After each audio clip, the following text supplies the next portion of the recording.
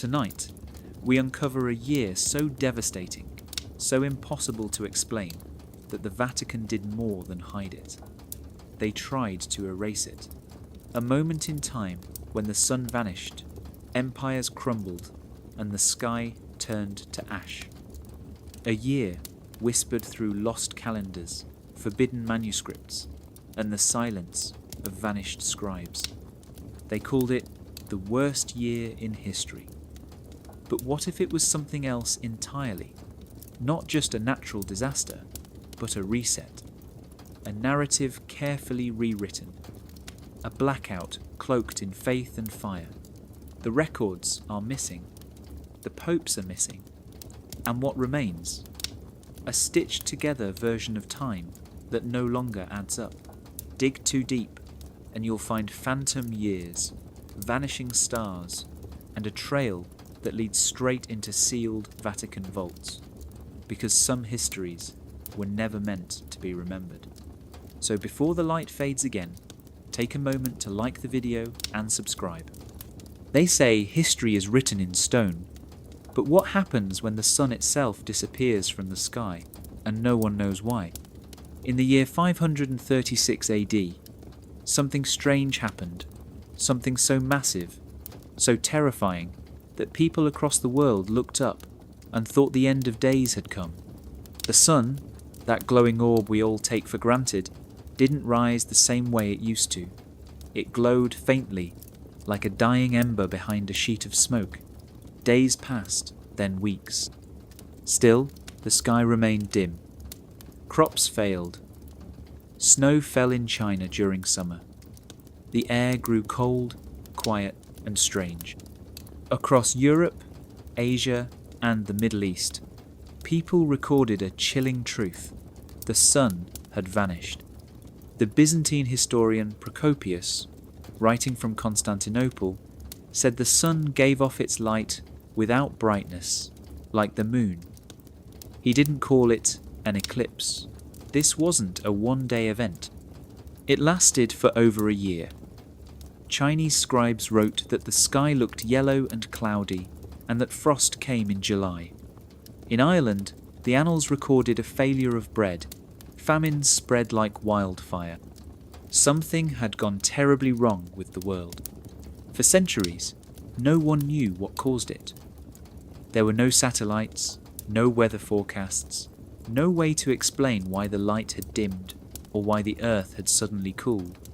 Some thought it was punishment from the heavens.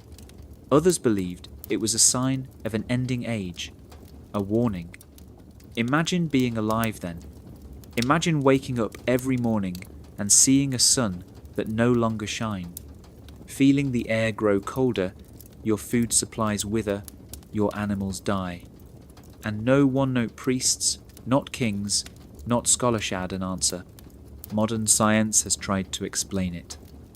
Ice cores drilled deep from the glaciers of Greenland and Antarctica revealed a layer of sulfuric ash, pointing to a massive volcanic eruption around 536. Some think it was an Icelandic volcano that blasted so much debris into the sky that it wrapped the earth in a shroud of dust, but no volcano was ever recorded, no eyewitness account ever named one. We know something erupted, but where? And why did it affect the entire globe? Whatever happened, it was powerful enough to dim the sun, disrupt seasons, and throw entire civilizations into chaos. Crops failed in Europe. Cities were abandoned. Empires weakened. And just a few years later, in 541, a terrible plague would rise from the ashes, spreading death across continents. This isn't just a story of climate, it's the beginning of something deeper. A riddle buried inside our history. Because what if the darkening of the sun in 536 wasn't just a natural disaster? What if it was the perfect moment to erase, rewrite, or hide something? When the light goes out, who gets to decide what the world remembers? The sky changed, and the world changed with it. It wasn't a storm or an eclipse or something people could name. It was just wrong. And the strangest thing? No one could see their shadow. Imagine standing outside at noon and the sun is there, but your shadow isn't. The light is weak, dull, as if someone dimmed the sky like a fading candle. That's what people saw in the year 536. They weren't guessing, they lived it. And they wrote it down with trembling hands, trying to make sense of a world that no longer made sense. In Constantinople, the great capital of the Eastern Roman Empire, a man named Procopius was writing the history of his time. He was no ordinary writer. He was the personal secretary to a general, a man who stood close to power and was known for writing serious, factual accounts. But even he couldn't explain what he witnessed. He wrote that the sun gave its light without brightness, like the moon, and that it seemed to shine all day without casting a clear shadow. This wasn't poetic language. It was fear, cold, quiet fear.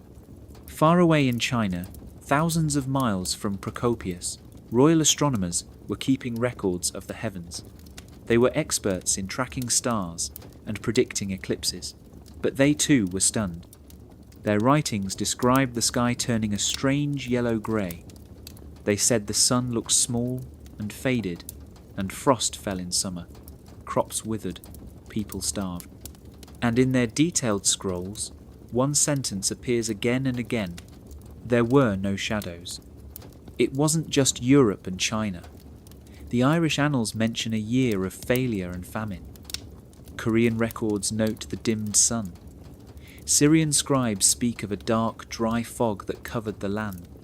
Across the globe, in cultures that had never spoken to one another, people described the same eerie silence falling from the sky. It was like a curtain had been drawn over the earth, and when the sun breaks, everything else begins to fall apart. Crops don't grow, livestock die, people get desperate, beliefs start to crack. In the 6th century, the sun wasn't just a ball of fire in the sky, it was the centre of order, of time, of faith. So when it stopped acting like the sun, people believed the world itself was breaking. Some thought it was divine punishment. Others thought it meant the end of days. Some just stopped hoping at all. The records from 536 are filled with confusion, terror, and silence. But that silence says something. It tells us how fragile the world felt when the light changed, how quickly fear can spread when shadows vanish, and how sometimes the most powerful event isn't an explosion or a war. It's the slow, strange fading of the sun, and the quiet realization that the world you knew may never be the same again. For over 1,000 years, no one knew what caused the sky to go dark in 536. The records were clear, the sun faded, the world grew cold, crops failed, and people died. But the reason behind it stayed hidden, buried in legend, fear, and silence. Until recently. In the frozen wastelands of Greenland and Antarctica, scientists drilled deep into ancient ice. Layer by layer, year by year, they searched for secrets trapped in time. What they found was ash, not the kind from a campfire or a fireplace, but from something much bigger, something explosive. Mixed into the ice from the year 536 was a layer of volcanic ash so thick and widespread that it must have come from a massive eruption. But here's the strange part. No one from that time actually wrote about a volcano. The theory goes like this. Somewhere on Earth, probably in the far north, a huge volcano erupted with such force that it blasted ash, gas, and chemicals high into the atmosphere. This wasn't a local event. The particles rose so far that they spread across the globe, forming a kind of invisible shield in the sky. That shield blocked sunlight. Not completely, but just enough to make days feel dim, skies look grey, and crops stop growing. This is what scientists now call a volcanic winter. Imagine the Earth wrapped in a dirty glass dome. Light gets in, but it's faded. Heat gets trapped or scattered. The seasons shift. Plants can't grow the way they used to. Animals struggle. And humans, who rely on all of it, begin to panic. That's what may have happened in 536. A volcano exploded and the sky changed. Not for a day, not for a week, but for more than a year. Some researchers believe the eruption came from Iceland. Others say it might have been in North America or Indonesia. The truth is, no one knows for sure. That's what makes it so unsettling. A single event powerful enough to change the climate of the entire planet, and we still don't know exactly where it happened. Later, ice cores showed more ash falling in 540 and again in 547. That means it wasn't just one explosion, it was a chain reaction. One eruption after another, pounding the atmosphere, keeping the Earth cold, and making it impossible to recover. The 530s and 540s became one of the coldest decades in thousands of years. Volcanoes are the most powerful natural force we have on Earth. And sometimes they don't just destroy land, they erase memories. No one from the 6th century knew what hit them. They just knew the sun went away, the ground refused to feed them, and the world felt cursed. Today, we have satellite data and ice cores. They had only their eyes and their fear. But maybe, just maybe, the ash in the sky wasn't just dust. It was the fingerprint of a disaster so big it tried to rewrite the story of the world. If a volcano explodes and no one sees it, did it really happen? That question haunts the mystery of 536 AD. Because, according to modern science, one of the biggest natural disasters in human history may have started in a place where barely anyone lived. A cold, lonely island at the edge of the world, Iceland. There were no kings in Iceland then, no cities, no written records, just ice, stone, and volcanoes sleeping beneath the surface. But hidden in the ice of Greenland, just a short distance across the sea, something was waiting. Scientists drilling deep into the frozen layers found a thick band of ash from the exact year, 536. Not just any ash, volcanic glass. The signature of an eruption so massive, it blanketed the sky. The ash matched the kind produced by Icelandic volcanoes. Sharp, fine, and filled with sulfur. When a volcano explodes, it doesn't just throw fire. It throws chemicals into the atmosphere that can circle the entire planet. That's exactly what seems to have happened here. A silent explosion from the far north, so powerful it dimmed the sun. There were no survivors to describe the eruption, no story of glowing lava or boiling seas. Just the aftermath, a sky that turned strange, crops that refused to grow, snow in summer, and people across Europe and Asia writing about a world gone cold. They had no idea where the disaster came from, but the evidence was floating above them, invisible and deadly. Iceland is known for its volcanoes. Even today, they rumble beneath the surface, powerful and unpredictable. Some of them are covered by glaciers. When they erupt, they don't just explode. They melt ice, send rivers of ash into the air, and create storms of gas that spread for miles. Scientists believe it may have been one of these hidden giants that changed the course of history. One volcano in particular, called Eldgjá, has caught researchers' attention. It's massive and fits the right timeline. Another possible culprit is Katla, one of Iceland's most dangerous volcanoes. It sleeps under ice and has a long history of violent eruptions. If one of these blew in 536, it could explain everything. The ash, the darkness, the cooling of the earth, even the deadly famines that followed. But there's a problem. No one back then recorded an eruption in Iceland. The land was almost uninhabited. No monks, no scholars, no cities to keep a record. So if the volcano did explode, the only witnesses were the sky and the ice. And maybe that's the most terrifying part. The greatest disaster in history might not have been a war or a plague. It might have been a silent volcano in a forgotten land, wiping away sunlight without making a sound.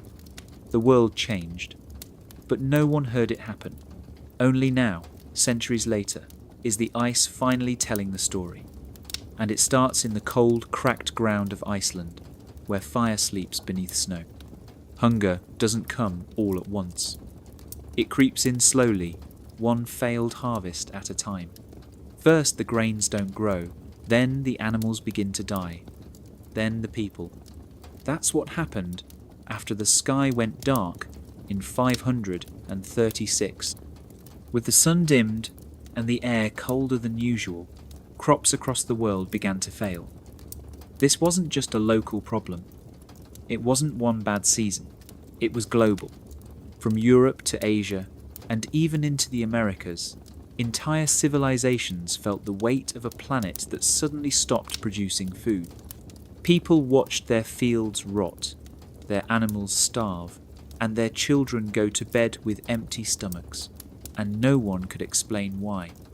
In Europe, the changes hit hard. The summer of 536 felt more like winter. Frost killed young plants. Rain came at the wrong time. The sun, when it did appear, gave no real warmth. In Ireland, the Annals of Ulster mention a mysterious failure of bread that lasted for 3 years. It wasn't just about famine, it was about fear. When the land no longer feeds you, it feels like the world is punishing you. And that fear spreads faster than hunger. In the Byzantine Empire, things were no better. Wheat and barley crops failed across the Mediterranean.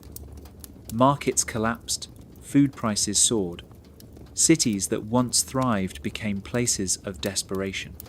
The empire that had ruled with order and pride now struggled just to keep people alive. Even the wealthiest couldn't escape. Gold meant nothing if there was no food to buy. Thousands of kilometers away in China, royal records speak of summer frosts, droughts, and mass starvation. There were reports of people abandoning villages, of whole families disappearing into the countryside searching for anything to eat. In some places, things grew so desperate that the unthinkable happened. Families broke apart, parents buried children, communities vanished from the map.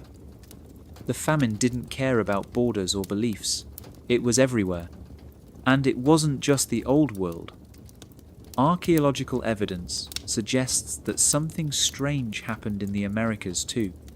In parts of Mesoamerica, where the Maya civilization had built grand cities and temples, signs of sudden decline begin to appear right after 536. Farming systems collapsed, settlements were abandoned, people seemed to vanish. No written records remain to explain why. But the timing is too perfect to ignore. It wasn't just the lack of sun, it was the chain reaction that followed. With crops failing, people moved. With movement came conflict. Cities became overcrowded, disease spread, and when hunger weakens the body, even the smallest illness becomes deadly. It was a slow-motion disaster, and no one had the tools to stop it. The famine after 536 wasn't just about empty fields. It was about a planet thrown out of balance, a reminder that even the most powerful civilizations depend on something as simple as sunlight and soil. And when those things stop working, the whole world begins to fall apart, quietly, desperately, and together. Cold is usually something you can escape. You put on a jacket, you light a fire, you wait for spring. But what if spring never really came back? That's what people in the year 536 faced, and the years that followed didn't get better. Across Europe, Asia, and even parts of Africa, the world suddenly turned colder. Not just for a few days or a rough winter. For years. Modern scientists looking back now say it may have been the coldest decade in the last 2,000 years. Today, we have satellites and thermometers to measure temperature. But the Earth also keeps its own memory. Deep in glaciers and tree rings, it stores a record of the past. When scientists studied ice cores from Greenland and Antarctica, they found a sudden shift in the chemical layers around 536. Something had filled the atmosphere with dust and sulfur, blocking the sun and cooling the earth. Tree rings from that time grew thinner, showing that plants struggled to survive. Temperatures dropped by several degrees almost overnight. That might not sound like much, but a few degrees is all it takes to change everything. Crops need very specific conditions to grow. So do animals. So do people. When the world cooled, food vanished. But it wasn't just about hunger. The cold brought sickness. Weak bodies froze more easily. In some places, people couldn't even bury the dead because the ground was frozen too hard to dig. In China, royal records speak of snow falling during summer and frost destroying harvests. In the Middle East, there were reports of strange weather and dying livestock. Europe saw darkened skies and crops that never ripened. The weather had turned against humanity, and no one knew how long it would last. By the year 540, people had begun to adjust to the chill. But just when they thought it might be over, another disaster struck. A second massive volcanic eruption, possibly from Central America or Indonesia, added more ash to the skies. The cold didn't end, it got worse. Some scientists believe this back-to-back eruption pattern created a kind of mini ice age. The chill lasted not just for a year or two, but more than a decade. It broke cities, it broke empires, and it broke people's faith in the world around them.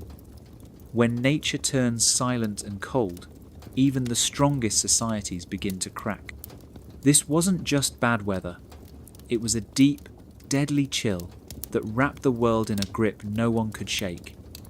It's hard to imagine now, with central heating and insulated homes. But back then, most people lived in wooden huts or stone buildings without much protection. Cold meant death. And for over 10 years, death walked alongside them, quietly, invisibly, carried in the wind. The world had survived many things, but nothing prepared it for a decade where the sun grew weak and the cold refused to leave. Empires don't fall overnight. They crack slowly, like ice over a deep lake. But sometimes all it takes is a sudden chill to speed everything up. After the sky dimmed and the cold settled in around 536, the great powers of the world began to struggle. The Eastern Roman Empire, also known as Byzantium, had survived the fall of Rome in the west. It still had cities, armies, roads, and gold.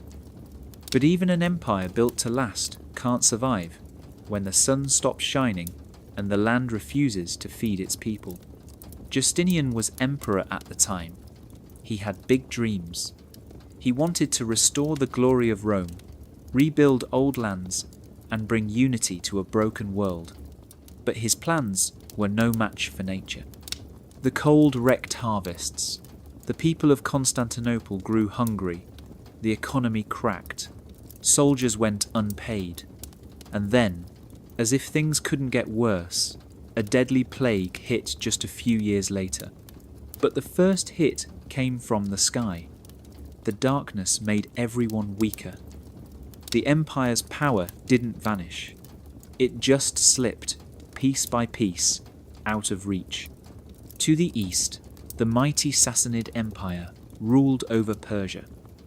For centuries they had been rivals to Rome, holding their own with strength and tradition. But they too were hit by the cold. Their rivers shrank. Crops failed. Borderlands became hard to defend. The king, Khosrow I, inherited a kingdom that looked powerful on paper, but was fraying at the edges. Local leaders began acting on their own. Famine stirred rebellion. The empire didn't collapse right away, but the light in its eyes began to dim, and the structure started to rot from within. And far away in China, things were falling apart even faster. The Great Northern Wei dynasty had already been cracking before 536. But when the cold arrived, it broke everything wide open. Crops withered. Tribes fought over land and food. The empire split in two, then into more fragments. Warlords rose. Chaos spread. In some areas, central rule simply vanished. The country fell into a long stretch of division, where different kingdoms claimed power but none truly held it. People fled cities, villages disappeared.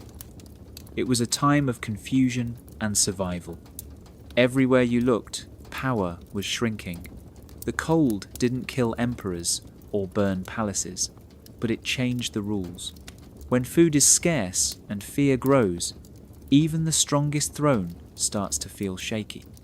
People lose trust. Soldiers desert, leaders argue, and enemies see an opening. What makes it even more chilling is how quiet the collapse was. No grand battles, no famous invasions, just hunger, cold, silence. And slowly, the old powers of the world faded. Not with fire or war, but with frost and shadows. The light had gone out in the sky. And on the ground, the greatest empires on earth were beginning to flicker too. First the sun dimmed, then the world froze, then came the hunger, and just when it seemed like things couldn't get worse, something else arrived. Something invisible, something deadly. A sickness that would spread farther and kill more than any sword ever could. They called it the Plague of Justinian. It began just a few years after the sky went dark. Around 541 AD, in the Eastern Roman Empire, people started dying in strange and terrifying ways. Fevers, black swellings, sudden death.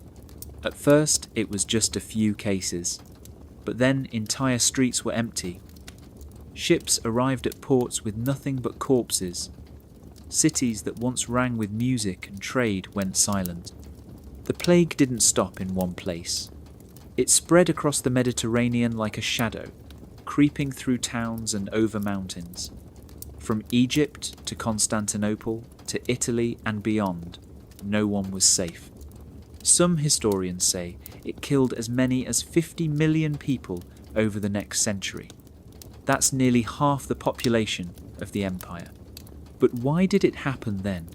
Why right after the strange events of 536? Modern scientists believe the answer has to do with the climate. When the sun dimmed and temperatures dropped, it didn't just ruin crops, it also changed how animals behaved, especially rats. The cold and hunger drove rats from their natural homes and into places where humans lived, and with them came fleas, and in those fleas was the bacterium that causes plague. The Justinian plague was most likely the first recorded outbreak of what we now call bubonic plague, the same disease that would return centuries later as the Black Death. But in the 6th century, no one knew what it was. They just knew it killed fast and without warning. One day you were fine, The next, you were gone. The environmental instability created the perfect storm. Cold weakened people's bodies. Famine made them desperate. Cities were overcrowded because of fleeing refugees. Trade routes still operated, carrying grain and good sand rats from one place to another. The empire was already shaky from the earlier disasters. The plague was the final blow. In Constantinople, the heart of the empire, the death toll was so high that bodies were stacked in buildings and thrown into the sea. The Emperor Justinian himself got sick, though he survived. But his empire never really recovered. Wars were abandoned. Laws went unenforced.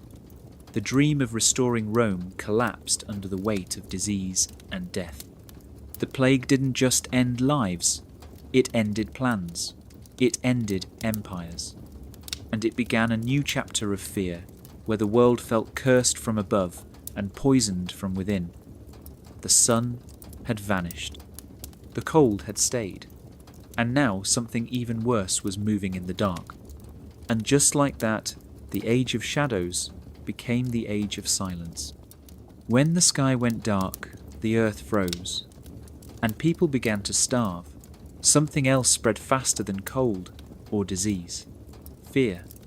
A deep, ancient fear that the world was ending. For those alive in the years after 536, it felt like something more than just bad weather. The sun had stopped shining the way it used to.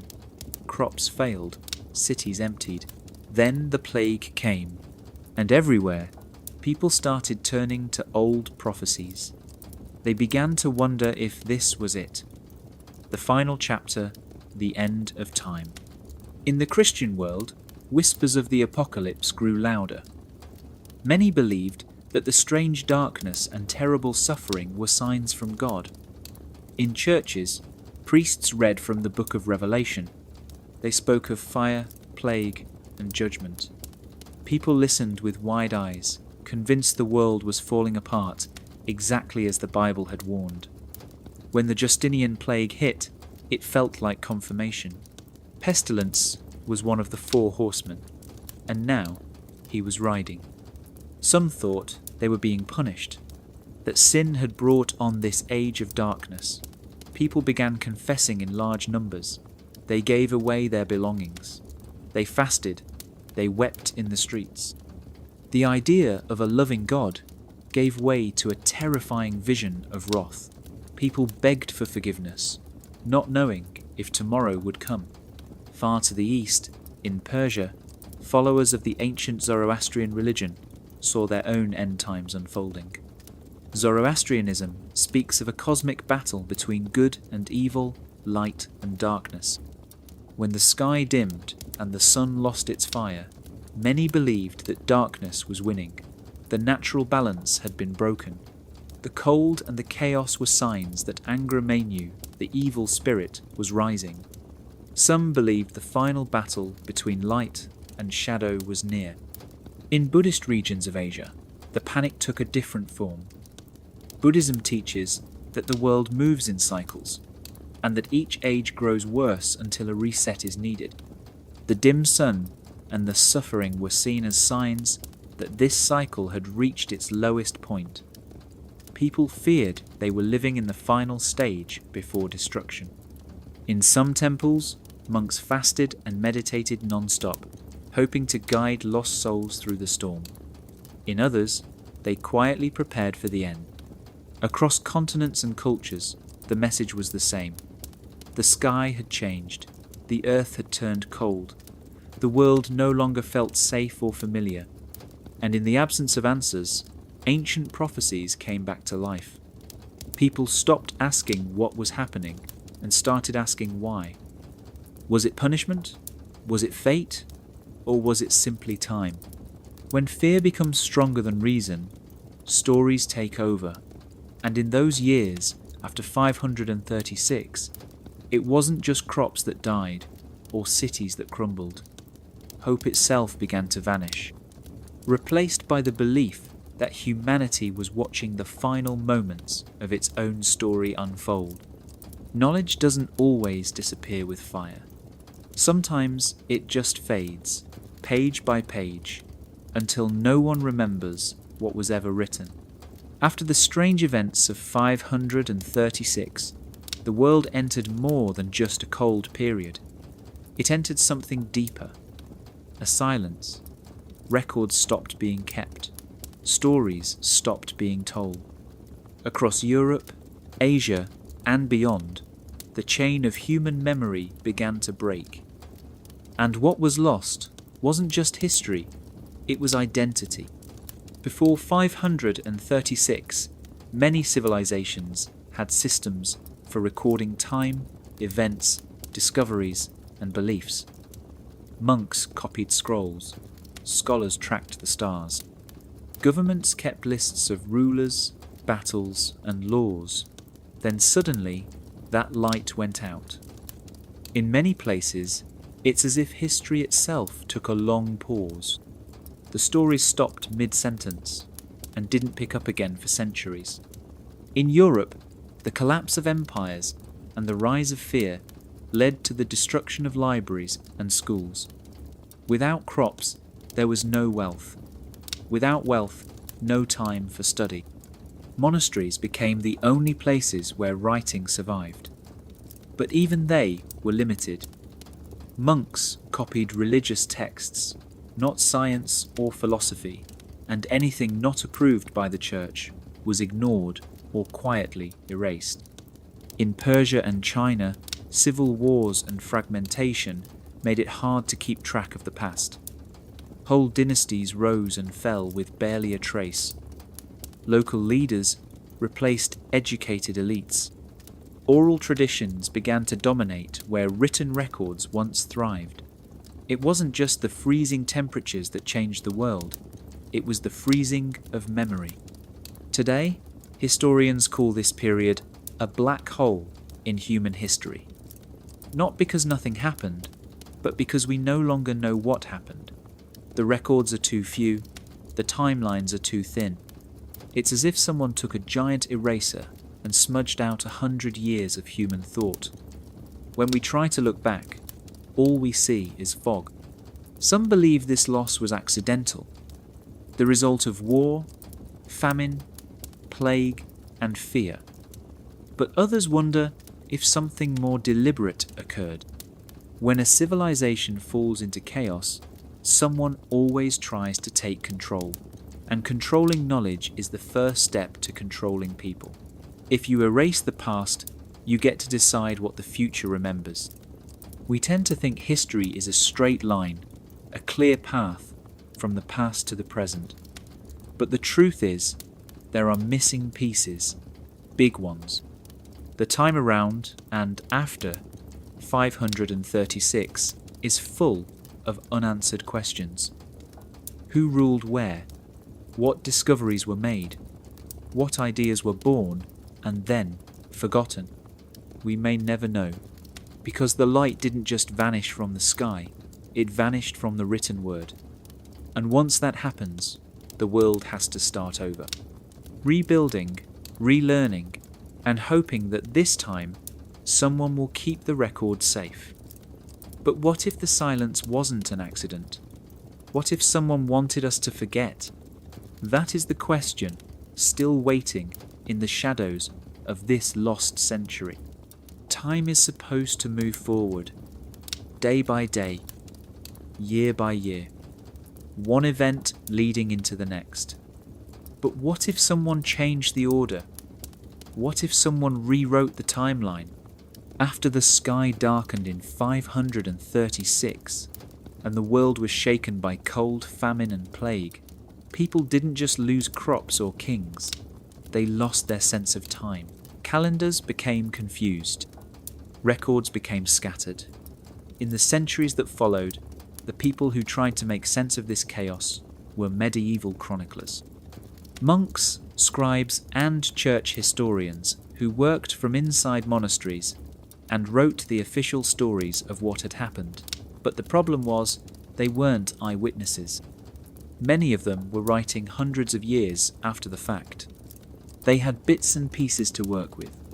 fragments of old records, faded scrolls, a few names, a few dates, but so much had been lost that they had to fill in the blanks. And they didn't just write what they knew, they wrote what they were told to remember. The Vatican by this point had become the centre of knowledge and spiritual power in Europe.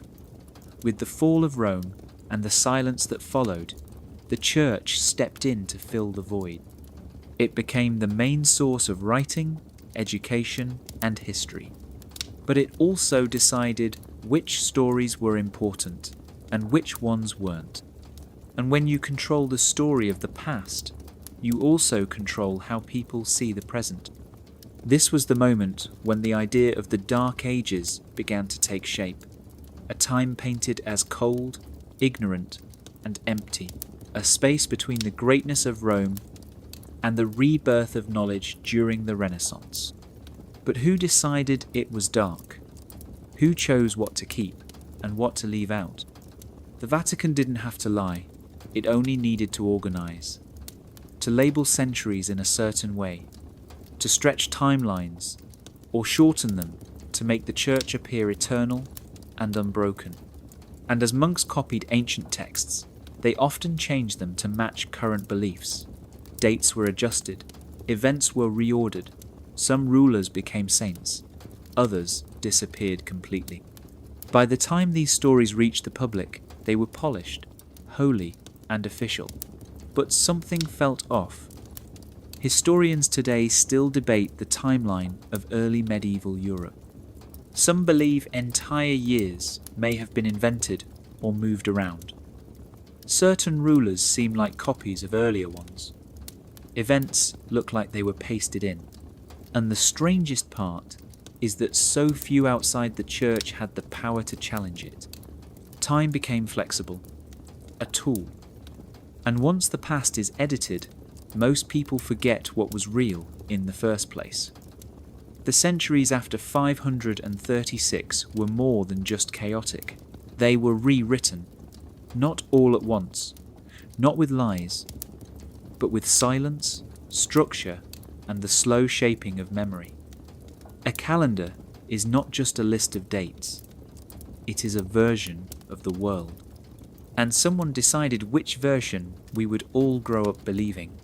When people hear the words Dark Ages, they usually picture crumbling castles, sick peasants, and candlelight flickering in cold stone rooms. A world without science, without art, without progress, just a long, grey silence, stretching for centuries after the fall of Rome. But what if that image isn't real? What if the so-called Dark Ages weren't actually dark, at least? Not until someone decided to make them that way. The year 536 changed everything. The sun dimmed, the earth froze, crops died, empires weakened, and then came plague, war, and silence. The world didn't just suffer. It lost its voice. People stopped writing things down. Stories faded. Monuments were abandoned. For many, it felt like the lights had gone out, and maybe they had. But that doesn't mean nothing was happening in the shadows. The truth is, the label Dark Ages didn't exist until much later. People living through the 6th or 7th centuries didn't walk around saying they were stuck in darkness. They were surviving, praying, building, thinking. The term came from scholars in the Renaissance who looked back and saw a period they didn't understand. To them, the records were thin, the knowledge was scattered, so they called it dark. But what they really meant was unknown. And once that label stuck, it spread. Historians repeated it, schools taught it, movies used it, and eventually everyone believed it, that the time after Rome fell was a black hole of ignorance. But if you look closer, that story starts to crack. Architecture didn't stop, trade didn't vanish. Monasteries kept learning alive. Some inventions were even born during this time. The world was changing, not sleeping. So why make it seem dark? One reason might be control. If a powerful group wants to shape the future, it helps to rewrite the past. By painting earlier centuries as empty and lost, they could present themselves as the bringers of light. The Vatican, rising in influence during this time, positioned itself as the guardian of truth and knowledge. And to do that, the age before had to be seen as blind. It's also easier to teach history in clear lines. Rome was great. Then came darkness. Then came the Renaissance, where the world woke up again. Simple, clean, but real history isn't like that. It's messy, uneven, full of forgotten stories and voices that were never allowed to speak. What happened after 536 was real suffering. But it wasn't a total blackout. It was a dimming, followed by flickers of light in places no one talks about anymore. The Dark Ages may have echoes of disaster, but calling the entire period a void may be the biggest myth of all. Maybe it wasn't the people who were in the dark. Maybe it's us, looking back through a window that someone else tinted long ago. And if that's true, then the real question isn't why the Dark Ages happened, but who wanted them to look so dark in the first place. Imagine waking up one morning and finding out that 300 years of history never actually happened. Not because they were forgotten or lost, but because they were never real in the first place. That's the shocking idea behind something called the phantom time hypothesis. And strangely, it all seems to begin around one very mysterious moment in history, the year 536. This theory, proposed by a small group of researchers in the late 20th century, suggests that a huge chunk of the early Middle Ages was added into the timeline on purpose. Specifically, they argue that almost 3 centuries, from around 614 to 911 AD, are fake, inserted, forged, and if they're right, then the year we live in today is actually hundreds of years off. It's not 2025, it might be closer to 1725. So how could this happen? And why would anyone do it? It starts with confusion. After 536, something broke. The sky went dark, crops failed, plague followed, then silence. For decades maybe, centuries written records become thin and shaky. Historians call this period the Dark Ages because so little was documented. But what if that silence didn't just mean people stopped writing? What if it meant time itself was changed? The theory goes that powerful rulers in the early medieval period wanted to create a timeline that placed them in a more glorious and ancient light. One man at the centre of this theory is Otto III, Holy Roman Emperor, around the year 1000. Some believe he wanted to rule during a special, sacred time exactly 1000 years after the birth of Christ. But he was born too early. So the story says he, along with Pope Sylvester II and a few others, simply moved the clock forward. They created a false history, added rulers, wars, and church events that never happened, and suddenly the calendar matched the story they wanted. It sounds impossible, but here's where it gets strange. When researchers look closely at this part of history, things don't line up.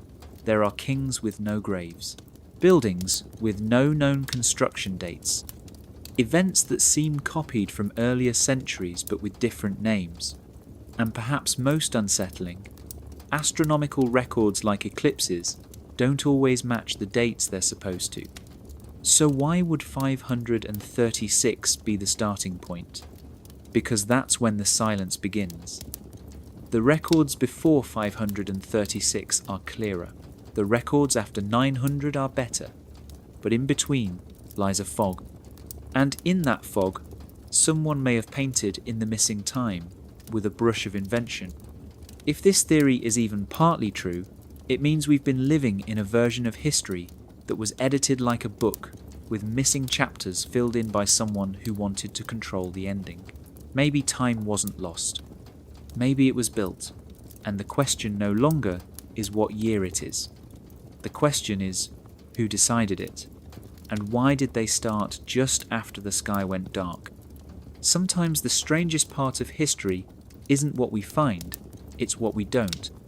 Between the year 536 and the early 600s, something strange happens, a kind of silence.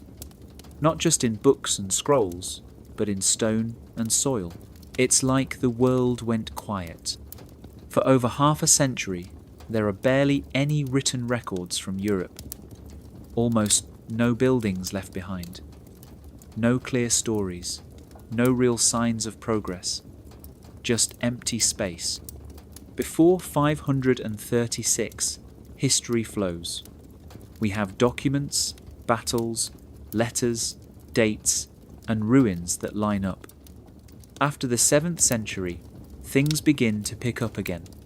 But in between is a kind of historical fog. The question is whether that fog is natural or made. Some people think it's just a coincidence, a result of disaster after disaster. The darkened sky, the crop failures, the plague, the Warsaw of its smashed societies so hard they couldn't function. People were too busy surviving to write history or build monuments. Life became small, local, quiet. That makes sense. But then the silence gets suspicious. In archaeology, ruins tell the story of a civilization. Temples, roads, palaces, coins, inscriptions. But for the missing years after 536, those clues almost vanish. There's barely anything new built in most of Europe. Many cities that once thrived go still. No records of rulers, no art, no schools.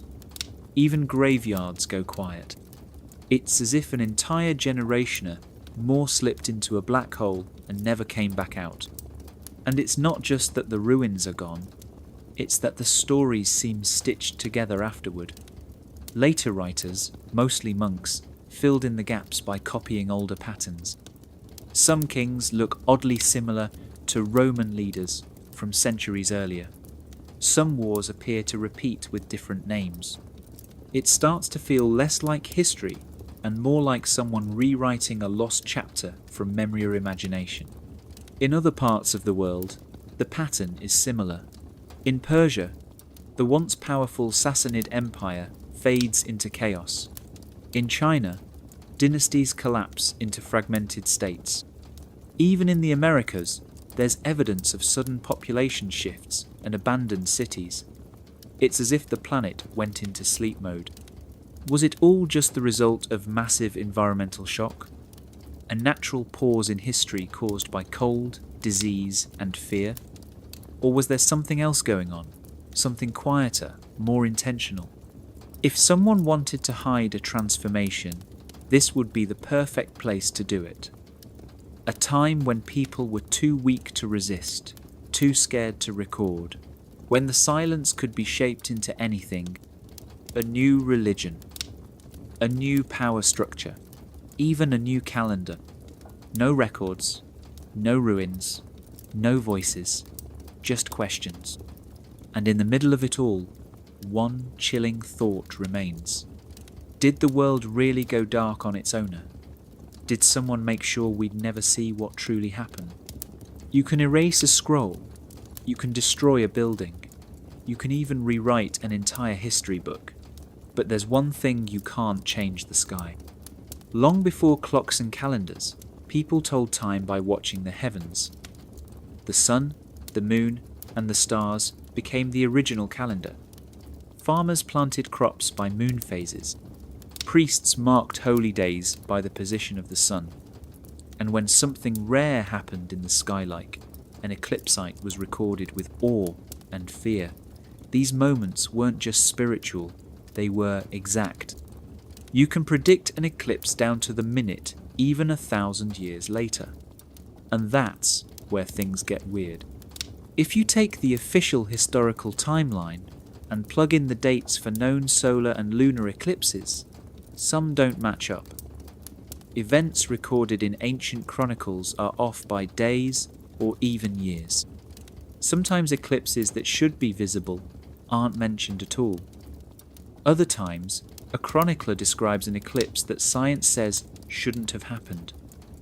That kind of mismatch raises serious questions. Modern astronomers use computer models to simulate the position of the moon and sun going back thousands of years. These models are based on solid physics and don't lie. The orbits are like giant sky clocks. They tick forward and backward perfectly. If someone wrote that an eclipse happened on a certain date, we can check it. And when we do, the sky sometimes disagrees with the written timeline. Some researchers believe this is proof that parts of our history may be off. Not just missing, but shifted. If years were added or removed by accident or on purpose, it would explain why the eclipse data doesn't always line up. The sky says one thing, the books say another. So who's right? This question becomes even more important when looking at the so-called phantom time between the 6th and 10th centuries. If those years were artificially inserted into our timeline, it would throw off all the historical events tied to the heavens. And guess what? That's exactly what seems to happen. Imagine being told your birthday is on a Tuesday, but the sun rises like it's a Thursday. The sky doesn't lie, it just doesn't care what anyone wrote down. And if we're honest, it might be the only thing that hasn't been edited over the centuries. Of course, not everyone agrees. Some say the errors are from copyists messing up dates or translating texts wrong. Others say we're reading too much into coincidences. But the pattern is still there. The more we compare the sky clock with the written timeline, the more cracks appear. Maybe this is just a weird historical glitch. Or maybe it's the universe trying to whisper something to us, that what we think we know about our past might not be the full story, that the truth isn't written in stone or stored in books, it's written in the stars. And the stars don't forget. History tells us that Otto III was a brilliant young emperor with big dreams. He wanted to rule not just a kingdom, but a legacy. He believed he was chosen to bring back the glory of Rome, to build a Christian empire that would shine as bright as the Caesars. But to do that, he needed more than soldiers or castles. He needed time itself to agree with him. And that's where the story gets strange. Otto III ruled in the late 900s, but according to a controversial theory called the phantom time hypothesis, he may have helped invent hundreds of years that never actually happened. The idea is that Otto, with help from his close ally Pope Sylvester II, reshaped the calendar to suit their political goals. They didn't just want to rule a powerful empire. They wanted to rule at a very specific time, the year 1000. In the medieval world, the year 1000 wasn't just a number. It was a symbol, a milestone, a moment people thought might mark the return of Christ or the end of the world. To rule during such a holy year meant more than power. It meant destiny. But there was a problem. If the dates were being counted correctly from the time of Christ's birth, then Otto's reign came too early. So according to the theory, the timeline was pushed forward.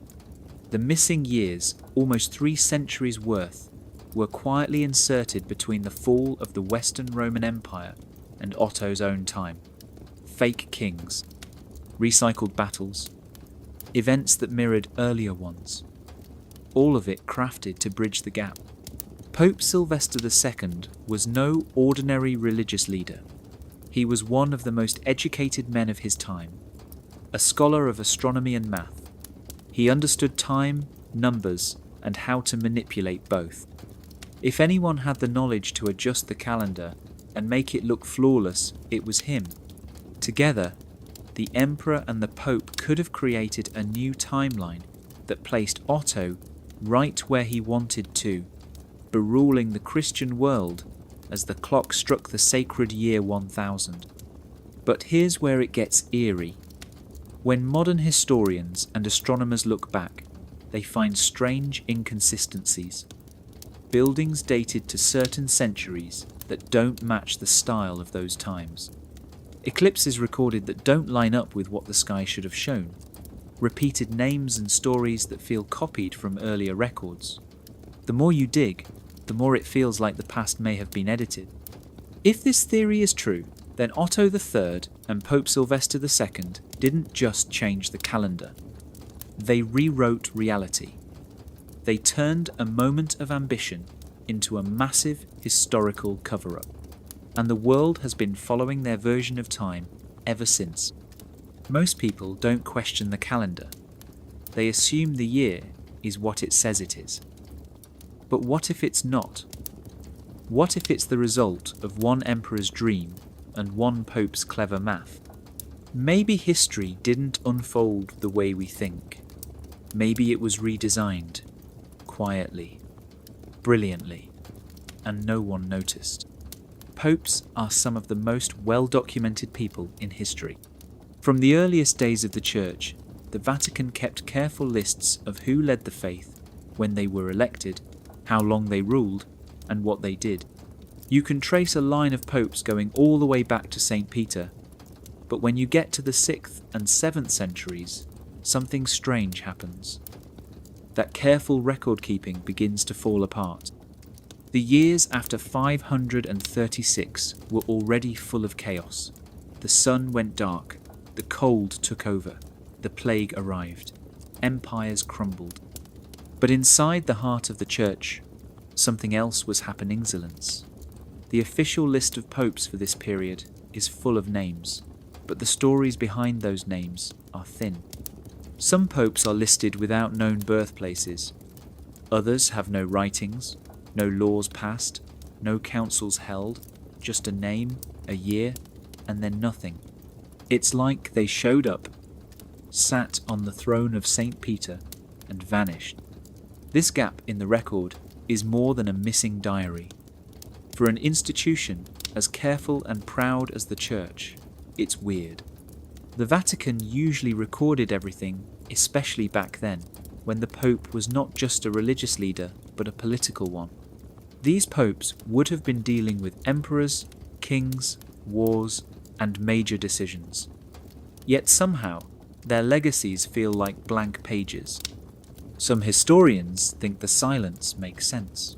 The 6th and 7th centuries were rough. Rome had been invaded.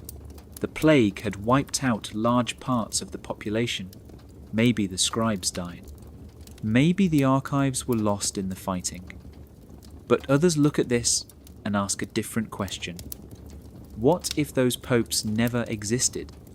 According to the phantom time hypothesis, the Church may have played a role in stretching the calendar. If 3 centuries were added into history, then the list of popes had to be padded to match. That means some of the names from this period may have been created after the fact. Placeholders to fill the gap. If no one remembered what really happened, it was easy to invent something that fit the official story. When modern researchers look closely at this era, they find more questions than answers. Some popes have almost identical biographies. Some are said to have ruled for suspiciously short or long periods. And, in some cases, the only source we have for their existence is a later document written centuries after they supposedly lived. It's like finding names carved on a wall with no one to prove they were ever real. The idea that a pope could be invented might sound impossible, but when you control the past, you can shape the future. The Church needed to show that its leadership was unbroken, that it had guided the world through the darkest times. A missing pope would break that illusion. So instead of leaving a blank, someone may have filled it in. Not with lies, just with silence, a name, a date, nothing else. And today, we're left wondering how much of our sacred history is real and how much was written to make sure we never noticed the missing years. Imagine if you could take one terrible year and use it to rewrite the rules. What if you could point to a disaster and say, "See, that's when everything broke, and we were the ones who fixed it." That's the power of controlling a story. And for some, the year 536 may have been more than just the worst year to be alive. It may have been the perfect excuse to shift history and power forever. When the skies dimmed and the earth froze, people didn't understand what was happening. They turned to the only ones who claimed to have answers: priests, kings, and the rising voice of the church. But instead of explaining the science, which they didn't know, these leaders told people what they wanted them to believe: that the darkness was a punishment, that the suffering was divine, and that salvation could only come through obedience. That fear made people easier to control. For the church, the chaos of the 6th century offered a rare opportunity. With the Roman Empire crumbling and other powers weakening, it could step in and fill the void. Not just spiritually, but politically. As people looked for guidance, the church offered structure. It became the keeper of time, truth, and morality. And slowly, its version of events became the official one. The narrative was simple but powerful. The world had fallen into darkness. Civilization had nearly been lost, but the church had survived. It had preserved knowledge. It had protected the people. And that story became the foundation of its growing influence. But what if parts of that story were shaped on purpose? By controlling how the past was remembered, the church and its allies could reshape the present. They could decide what was forgotten and what was celebrated, who was remembered as a hero and who faded into legend. If they wanted the world to believe it had nearly ended and then been saved by faith, all they had to do was highlight the disaster and downplay everything else. In that sense, the worst year in history became a tool, a turning point that could justify missing records, shifting timelines, and sudden power changes. If things were broken, someone had to fix them. And if no one could clearly remember what had happened, it was even easier to write the ending. Was the suffering of 536 real? Absolutely. But was the way we remember it shaped to benefit those in power? That's the part worth questioning. Because sometimes the past isn't just about what happened. It's about who gets to tell the story. And in the silence after 536, the loudest voices were the ones that survived. The ones that took fear and turned it into authority. The ones that looked at a dying world and saw a chance to build a new one under their control. And maybe the real disaster wasn't the cold or the hunger. Maybe it was the moment history was no longer just remembered, but managed. Everyone says it was a volcano. That's the safe answer. The sky went dark in 536. Crops failed, the world froze, and scientists found a layer of volcanic ash in ice cores. Case closed, right? Maybe not. What if that ash didn't come from nature? What if the darkness wasn't caused by an explosion beneath the earth, but something above it? For years, researchers believed that a massive eruption, possibly in Iceland or somewhere else in the far north, threw tons of ash and sulfur into the sky, creating a global cloud that blocked sunlight for months or even years. That idea makes sense. We've seen similar things happen on smaller scales, like with Mount Tambora in 1815 or Krakatoa in 1883. But here's the thing. There's still no eyewitness account of the actual eruption in 536. No surviving story, no description, nothing. If it was really that big, wouldn't someone have written about it? The ash layer found in glaciers does suggest something major happened. But what if that layer isn't volcanic at all? Some researchers have started to ask uncomfortable questions.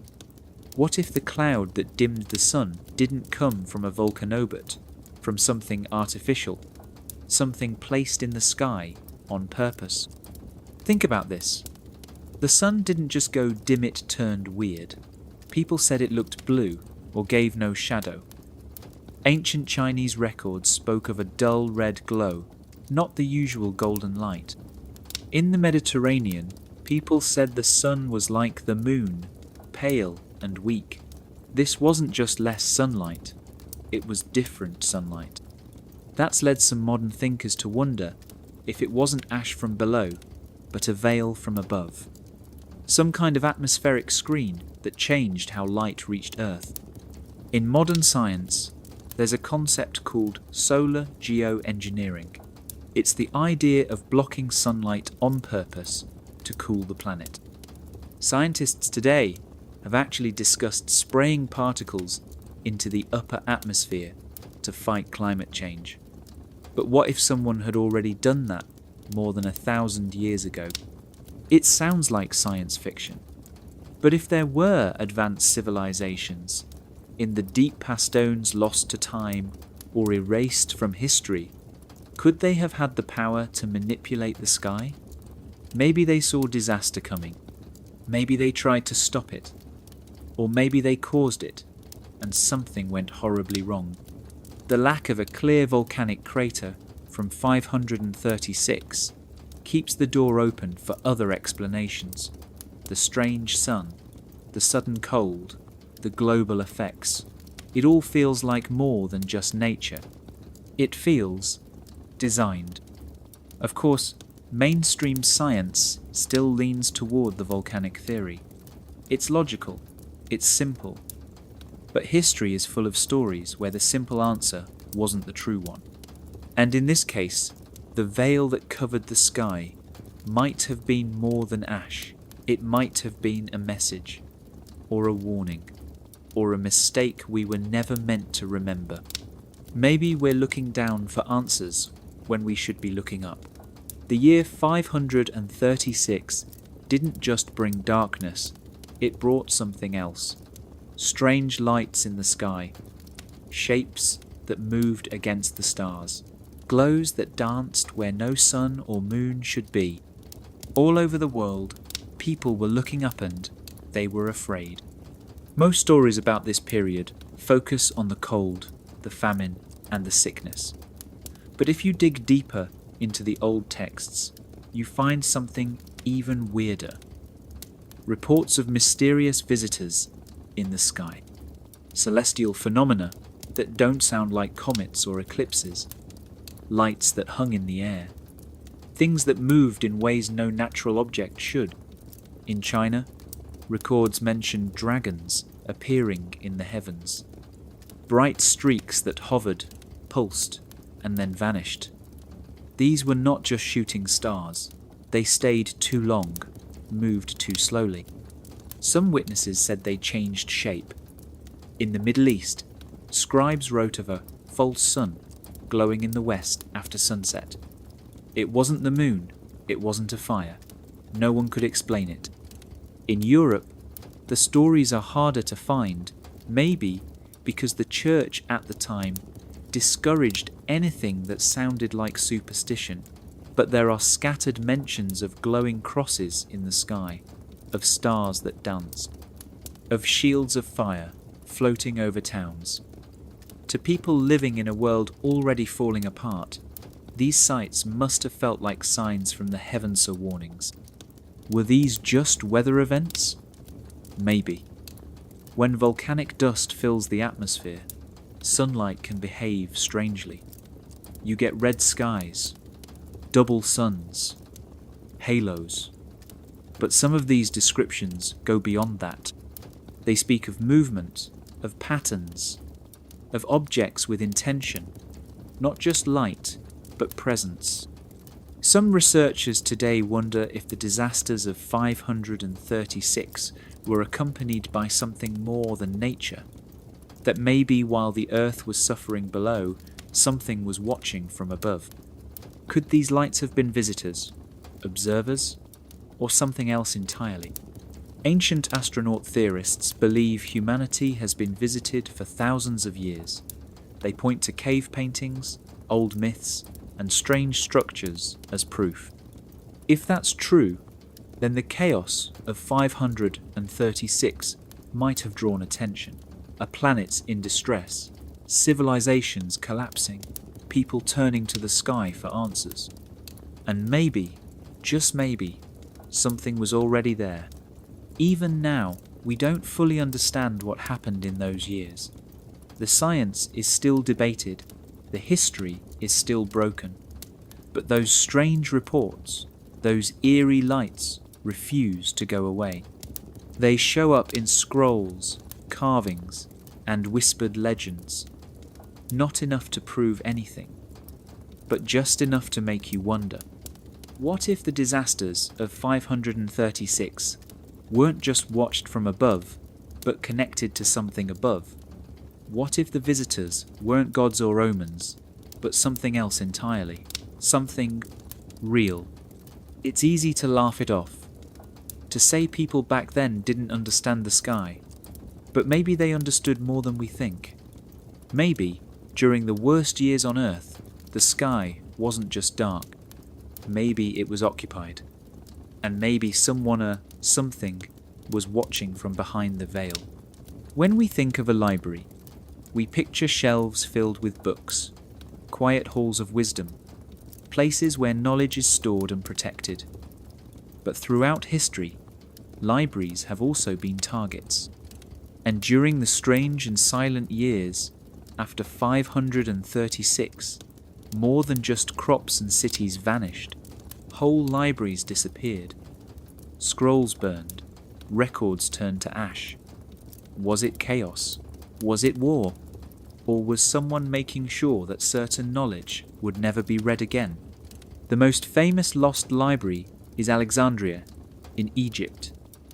It held hundreds of thousands of scrolls, mathematics, astronomy, philosophy, ancient stories.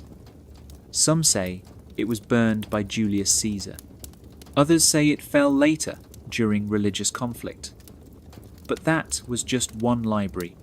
There were others, lesser known, scattered across Europe, the Middle East, and Asia. And many of them vanished or were destroyed during the time when the world was already falling apart. After 536, wars broke out across old Roman lands. Invaders swept in, empires fell apart, and in the middle of all this, libraries burned. In Italy, cities were abandoned or raided. In Persia, royal archives went missing during internal collapse. In China, dynasties crumbled, and with them, their records. Even in Mesoamerica, there's evidence that temples and codices were lost. It's easy to blame war. Fires spread, soldiers loot, but not all of these losses were accidents. Some destruction was deliberate. In the growing Christian world, anything that didn't align with church teachings was seen as dangerous. Pagan texts, scientific theories, writings from other faiths. Monks were told to copy only what was pure, holy, safe. The rest, it was often burned, or hidden, or rewritten. Books about astronomy that didn't match biblical ideas? Gone. Writings on medicine, magic, or ancient technology? Disappeared. Thinkers who once taught in public were silenced. Teachers were replaced with priests. Knowledge was no longer something everyone could share. It became something to control. And the strange thing is, this happened just as people were most vulnerable. When the sky went dark and the cold took over, people were desperate for answers. But instead of truth, they were often given fear. Instead of facts, faith. Libraries could have helped. They could have preserved what came before. but instead they were wiped out, like erasing the past to write a new future. Even today, we don't know what was lost. Maybe forgotten languages. Maybe maps of lands we no longer believe existed. Maybe stories that challenged the official version of time. We'll never know for sure, because someone made sure we couldn't. When fire takes a building, it's obvious. But when fire takes a book, it takes the voice of whoever wrote it. It silences ideas. It ends conversations that were just beginning. And during the most confusing time in human memory, those voices were exactly what we needed. So were the burned libraries just the result of chaos? Or were they part of a plan to blind the future by destroying the past? Because when you erase what came before, you get to decide what comes next. Something strange happens when you compare the East and the West during the centuries, after 536. In Europe, it's a fog. Names without faces, kings without castles. Whole decades where nothing seems to happen. But in Asia, especially in China and parts of Korea and Japan, the record is clearer. The stories are still there. The dates mostly line up. Time continues. So why is one half of the world a blur, while the other half kept track of every step? In China, even during times of chaos, historians were still writing. Dynasties rose and fell, but someone was always there keeping a record. Court scribes wrote down births, deaths, natural disasters, military victories, and defeats. Emperors demanded it. It was a part of how power worked by keeping time. You proved you belonged in history. Even strange events, like the dimmed sun in 536, were recorded in Chinese annals. They didn't ignore it. They documented it with curiosity, not fear. In contrast, Western Europe fell into silence. The Roman Empire had collapsed in the West by the late 400s, and by the 500s, the systems that kept track of time were broken. There were still monks and rulers, but their writings were scattered, often more religious than historical. Instead of describing real events, they focused on miracles, saints, or apocalyptic warnings. History became legend. Records turned into stories. Facts melted into myth. One reason might be the way power was structured. In the East, ruling dynasties used history as a tool of government. In the West, the Church took over much of the role that emperors once held. And the Church wasn't as interested in preserving a clear timeline. They were more focused on spiritual truth than historical detail. That's not to say they lied, but they shaped the story to fit their message. A miracle mattered more than a king's name. A saint's journey was more important than a lost battle. Language also played a role. Chinese writing stayed consistent for thousands of years. That made it easier to pass down records across generations. In Europe, Latin was changing. Old dialects were forming into new languages. Some texts were copied wrong, others were never copied at all. Whole libraries went missing, and once a scroll vanished, so did the memory it carried. It's tempting to think the fog in the West means nothing happened. But maybe things did happen. Big things. Things someone didn't want remembered. Or maybe the systems simply failed. Maybe people were just too cold, too sick, or too afraid to write anything down. But in the East, the clarity stayed. Maybe because their empires didn't fall in the same way. Maybe because their disasters were different. Or maybe because they believed history had to be preserved, no matter how bad things got. Whatever the reason, we're left with a puzzle. One half of the world tells a detailed story. The other half whispers in broken pieces. And in the silence of the West, it's hard not to wonder, was the fog natural, or was it placed there on purpose? When historians talk about the 6th century, one name always stands out: Justinian. the great Byzantine emperor, the builder of the Hagia Sophia, the man who brought Roman law together in a single code. His rule is remembered as a shining light during a dark time. But what if that light wasn't as clear as it seems? What if Justinian's legacy wasn't preserved but carefully reconstructed to cover something much bigger? Justinian ruled from Constantinople, the capital of the Eastern Roman Empire. According to the official timeline, his reign lasted from 527 to 565.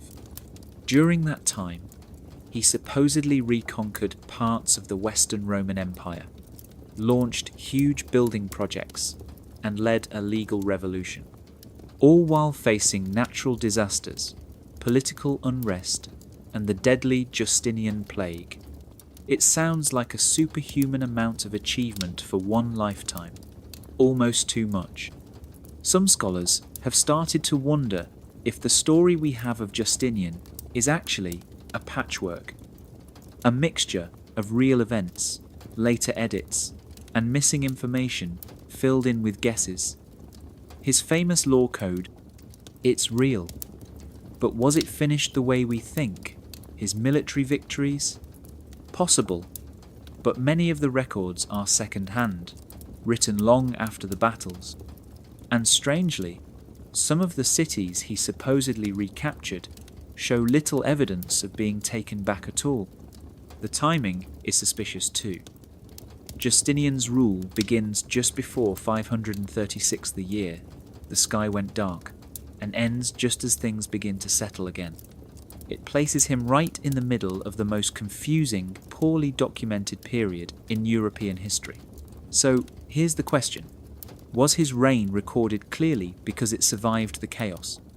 Or was it made clear on purpose to give structure to a time when everything else was falling apart? It wouldn't be the first time history was cleaned up to make sense. When everything goes wrong, people look for a hero, a symbol, someone to say, this is who we were, this is who saved us. Justinian fits that role perfectly, but parts of his story feel too perfect, too neat. And then there's the plague. The Justinian plague is said to have killed millions. It spread through cities like fire, collapsing populations, ending armies, changing everything. But the numbers we're given are enormous for a time when records were thin. Some believe the plague was real, but also a convenient way to explain missing people, abandoned towns, and sudden changes in power. Did it all really happen as told? Or was it a way to erase the old world and start a new one? If Justinian's story was edited, it may have been done by those who needed the past to feel strong and unbroken. A golden emperor ruling through a storm, keeping civilization alive. But maybe, behind that image, something else was lost, or hidden, or rewritten.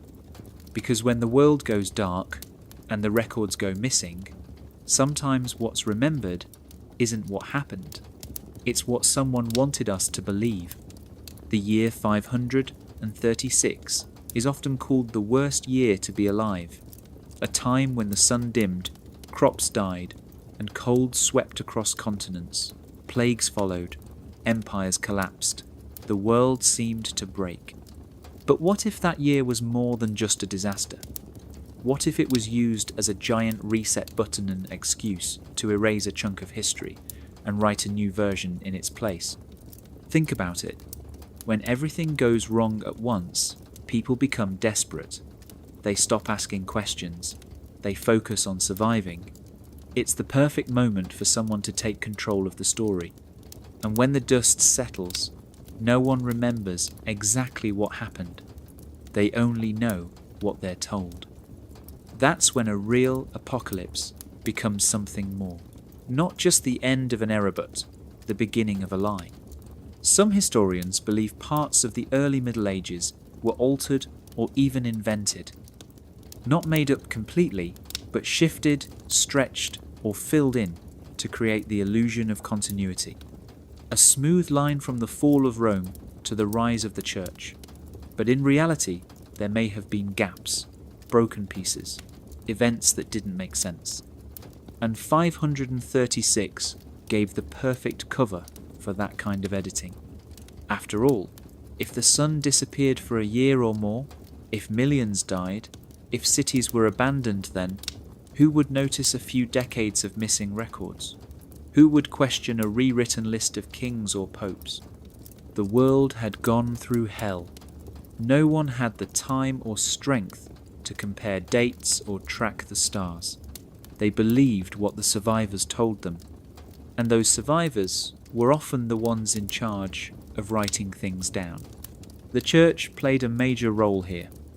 Monasteries were some of the only places where literacy survived. Monks copied books, but they didn't copy everything. They chose what to keep, what to edit, what to forget. And slowly, the new version of history took shape. A version that showed chaos, then salvation, darkness, then order. It made the church the hero of the apocalypse, the light in the fog. But what if some of that apocalypse was exaggerated, even placed there on purpose? Not the natural disaster itself, but the way it was remembered, the way it was framed. If 536 was painted as the end of an old world, then anything that came next could be seen as the beginning of a new one. A new calendar, a new power, a new story. This is why some researchers call it an inserted apocalypse. Not a made-up event, but a real one used as a tool. A moment of massive trauma used to justify changes no one would normally accept. And once those changes were in place, they became history. Because after an apocalypse, people don't argue about facts. They cling to hope.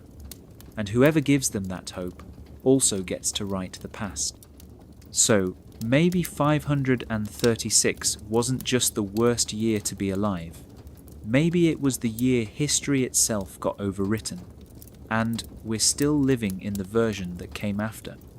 Somewhere beneath the streets of Vatican City lies one of the most mysterious rooms in the world. It's not full of gold or jewels, it's full of paper. Millions of pages. Letters from emperors. Writings of saints. Secret reports. Forgotten languages. And maybe, just maybe, answers about the 6th century that the rest of the world has never seen. It's called the Vatican Apostolic Archive, but most people still refer to it by its older name, the Vatican Secret Archive. Despite what the name suggests, it's not just about hiding things, it's about control. Inside are over 50 miles of shelves holding centuries of knowledge. Some of it has been made public, a lot of it hasn't, and no one really knows everything that's in there. What we do know is that the church was one of the only institutions that kept writing during the darkest parts of the early Middle Ages. When kingdoms fell and cities burned, the church kept records. Monks copied texts, letters were sent, decisions were made, and many of those records ended up in the archive. So if any organisation has a complete view of what really happened in the years after 536, it's the Vatican. But here's the thing, those years are still a mystery. Even with all that paper, the 6th century remains one of the most confusing times in history. And that raises the question, is it because the documents never existed? Or because they've been sealed away? Some researchers believe the Vatican holds more than just religious writings. They think it has banned books, forgotten histories, evidence that might shake the official story. If parts of the timeline were alterative, events were covered up, the proof might be sitting on those shelves, hidden behind locked doors and guarded by rules that keep the world from knowing too much. Only a few scholars get access to the archive each year. They have to apply in advance. They can only see small parts at a time. They're not allowed to photograph or copy most things. And some sections are completely off limits, even to historians with permission. Why? such secrecy? The official reason is protection. Old documents are fragile. Letting anyone read them could cause damage. But that doesn't explain why entire collections are sealed, or why some materials haven't seen daylight in hundreds of years. Some believe the real reason is much deeper, that the Church knows how powerful knowledge can be, especially knowledge that challenges its place in history. If the 6th century really was a turning point, a moment when time was lost, history was rewritten, and power shifted. Forever then, the Vatican would be one of the few institutions with a front row seat. And if it has that knowledge, it also has a choice. Share it or bury it. The past is a puzzle. Most of the pieces are scattered, but some of them might be locked away in a room under Rome. And until that vault of time is fully opened, we may never know what really happened when the world went dark. After the world changed in 536, after the sun dimmed and the cold settled in, and the empires cracked, there weren't many people left to tell the story. Armies fell, kings vanished, cities were abandoned, but in quiet stone buildings tucked away from the chaos, a different kind of army kept working. Monks, cloaked in silence and faith, these men became the keepers of memory, the scribes who would decide what the world remembered and what it forgot. Most people think of monks as peaceful and isolated, and they were, but they were also powerful in a different way. They were the ones with ink and parchment, the ones who knew how to write and read when most of the world no longer could. In the centuries after 536, it was monks who copied old texts, translated ancient scrolls, and wrote down the new histories. But here's where things get tricky. They didn't always copy exactly what they found. They edited, they reshaped, sometimes they erased. Imagine being a monk in the 7th century. The world outside your monastery is still recovering. The people are confused, scared, hungry. They want answers. So when you copy a story from the past, you don't just write what it says, you make it useful. You remove the parts that clash with the teachings of your faith. You add miracles. You simplify the timeline. You protect the truther, what you believe the truth should be. Over time, these rewritten manuscripts became the only record of history. The originals crumbled or burned or disappeared. What survived was the edited version. And the more copies that were made, the more the edits became fact. The monks didn't think they were lying. They believed they were preserving what mattered. But in doing so, they reshaped the entire memory of an age. Some monks even created entire chronicles from scratch. Lists of kings, stories of battles, lives of saints. And sometimes those stories were based more on legend than reality. If a section of history was missing, they filled it in. If a date didn't make sense, they adjusted it. Slowly, the past became more like a storybook than a report. This is why so many of our early medieval records feel cloudy. Why the timeline seems stretched in some places and compressed in others. It's why the same names show up in different centuries with slightly different stories. The monks weren't trying to trick anyone. They were trying to bring order to a broken world. But in doing so, they may have locked us into a version of history that isn't quite real. And yet without them, we'd have nothing. No records, no stories, no memory at all. The world after 536 could have vanished completely. But because of the monks, it didn't. They kept the flame alive, even if the light they passed on was shaped by shadows. So the next time you read about the Dark Ages, remember it was the monks who gave us the map. But they also decided which roads we'd see and which ones would stay hidden forever.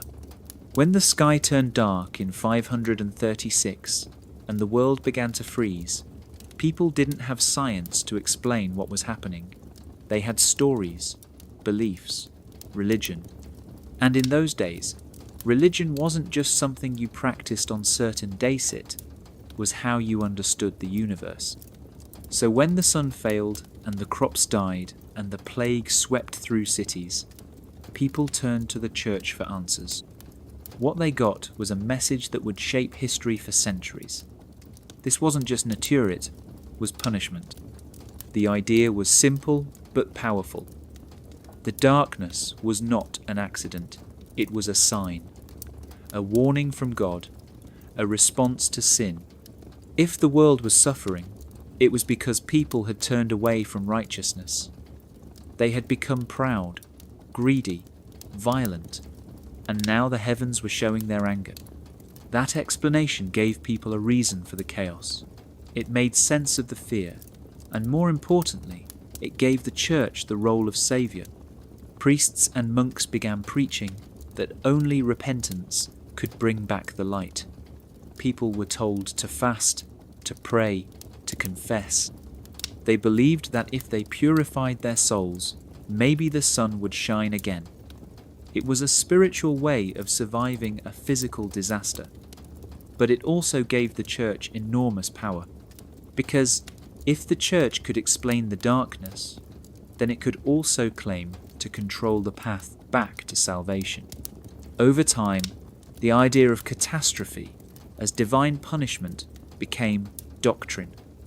Not just a belief, but a rule.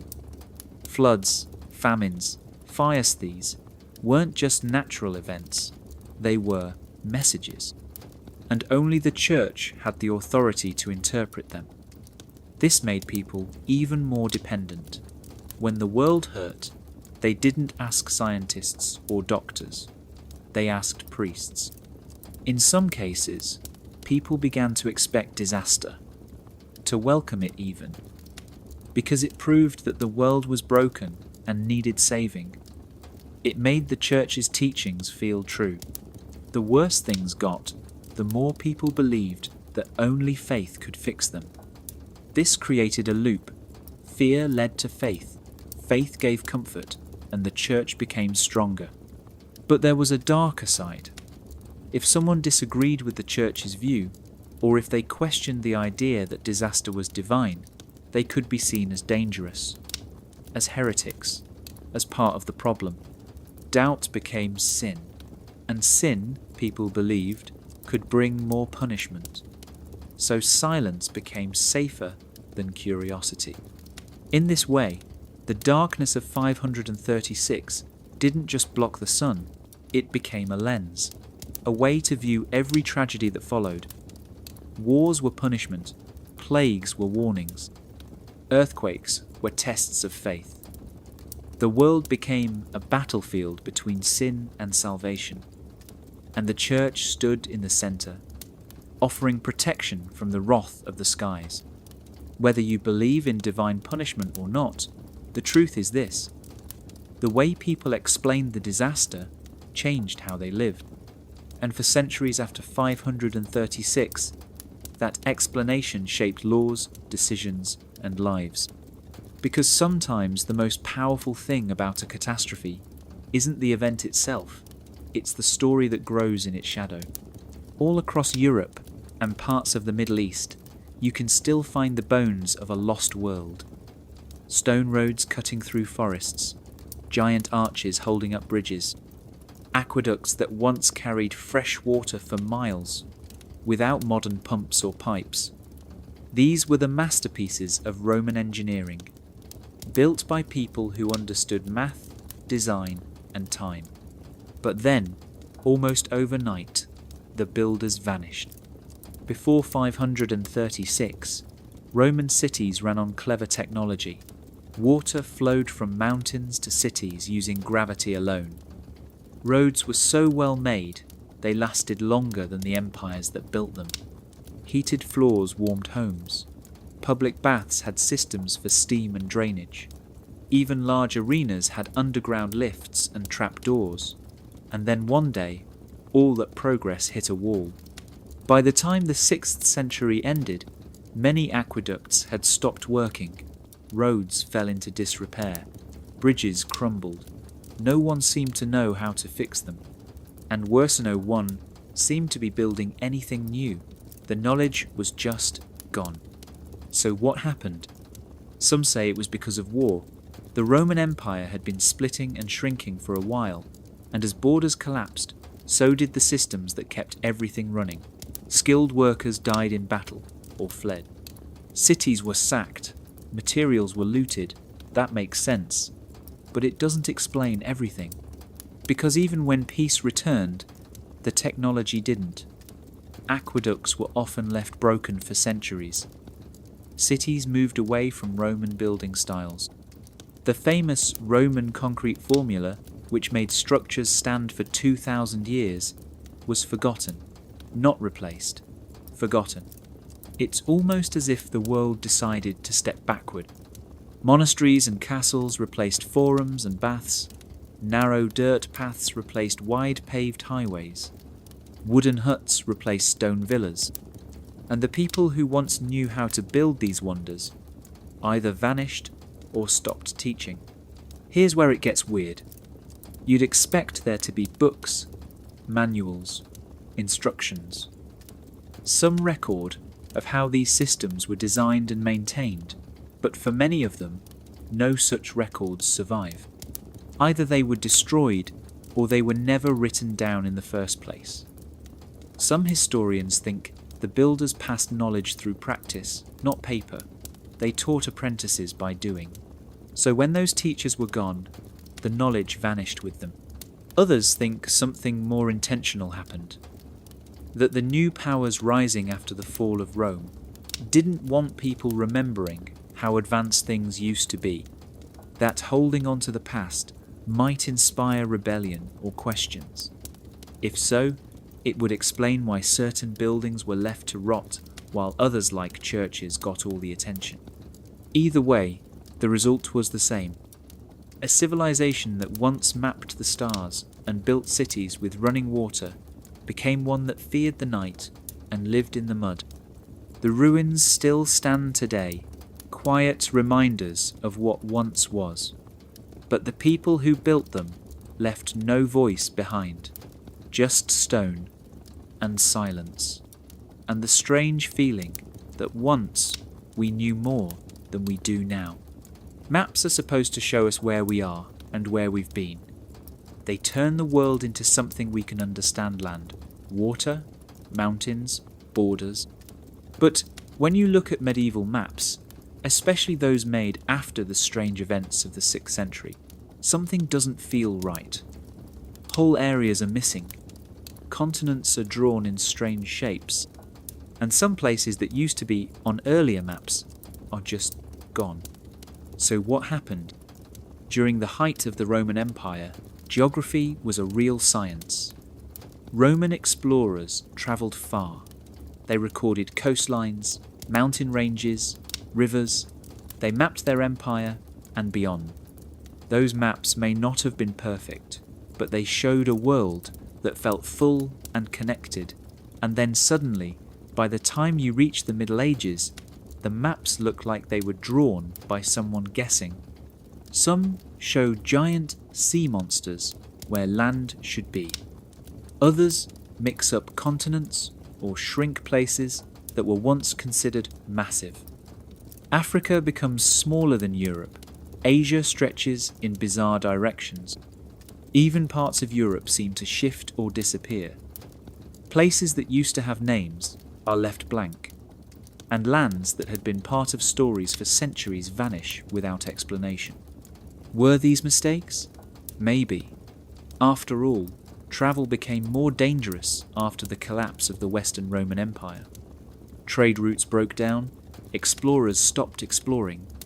It's possible that mapmakers just didn't have the information anymore. But if that's the case, why did they include places like Paradise or the Garden of Eden on their maps, while ignoring actual cities that once existed? Some historians believe this wasn't just confusion. It was a form of erasure. that during or after the chaos of 536, something changed in how the world was recorded.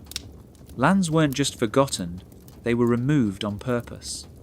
Maybe because they held secrets.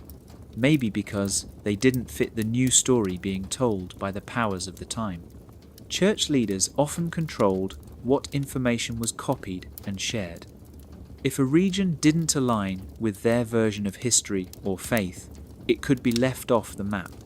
Entire cultures could be wiped out with the stroke of a quill. And once those maps became the official view of the world, the forgotten places faded from memory. There's also the idea that some maps were coded, that certain lands were hidden, on purpose see not erased, but disguised, symbols instead of names. Blank spaces where only the initiated would know what to look for.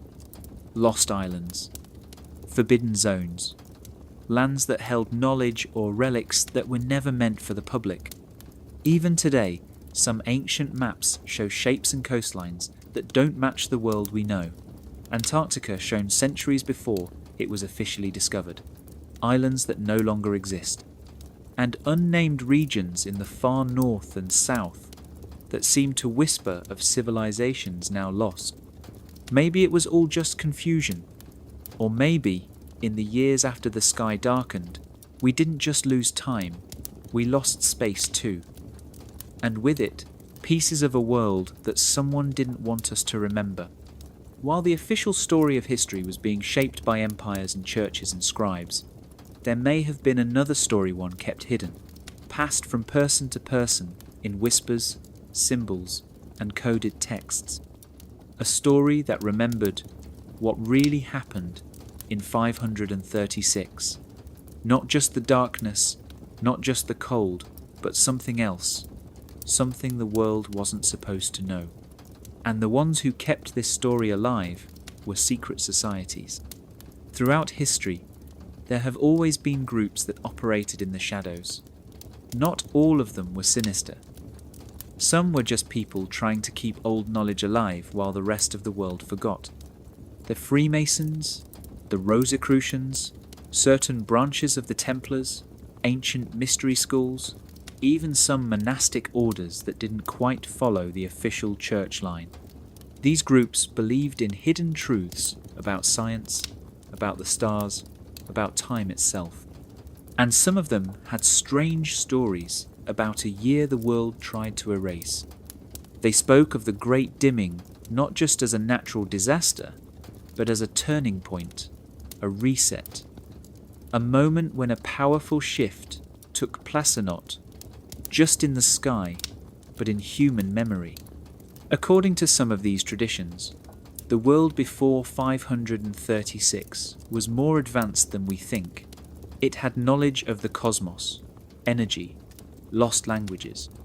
But after the catastrophe, that world was locked away, burned, buried, or sealed behind layers of rewritten history. While most of the world fell into silence, these secret networks claimed to preserve fragments, hidden manuscripts, diagrams carved into stone, symbols passed down through rituals and coded teachings. Some believed time had been altered, that entire years were inserted or removed, that the calendar was reshaped to fit a new world order, and they remembered the original sequence at least in pieces. It's hard to prove any of this. That's kind of the point. These groups operated in secret for a reason. During the Middle Ages, questioning the official timeline or church teaching could get you killed. So these societies survived by hiding in plain sight. They used allegory, myth, and symbolism to protect what they knew. A staircase might mean a timeline. A compass could point to a forgotten land. A torch might not just light the dark, it might represent forbidden truth. Even in modern times, researchers have stumbled upon strange connections.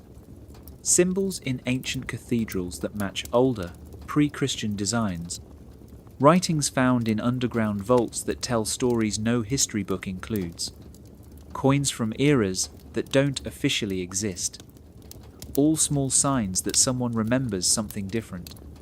Maybe these secret societies didn't keep everything. Maybe even they only know fragments. But sometimes, fragments are enough to suggest a deeper truth, that the year 536 wasn't just the worst year to be alive. It was the year history split, and while one version of the story moved forward into the light, another slipped into the shadows, waiting for someone to ask the right questions, to find the missing pieces, and to remember. Most people don't think twice about the calendar. We check the date on our phones, we plan holidays, we celebrate birthdays. It feels like something solid and simple. But the truth is, the calendar we use today wasn't always this way. It's been change-edited, corrected, even manipulated. And some of those changes raise big questions. Because the calendar has never been neutral, especially when it came to deciding what years mattered and which ones got buried. Before the calendar we use today, the Gregorian calendar there was the Julian calendar. It was introduced by Julius Caesar in 45 BCE. It was a big improvement at the time, keeping track of the solar year better than anything before it. But it wasn't perfect. Over the centuries, it started to drift. By the 1500s, the calendar was off by about 10 days. The spring equinox wasn't happening when it was supposed to. The church got nervous. Easter was falling on the wrong days. So Pope Gregory XIII stepped in. In 1582, he made a bold move. He declared that the calendar needed a reset. To fix the mistake, he erased 10 days from the calendar. October 4th was followed directly by October 15th. Just like that, time was rewritten. And it wasn't just a one-day glitch. Some countries didn't accept the change for centuries.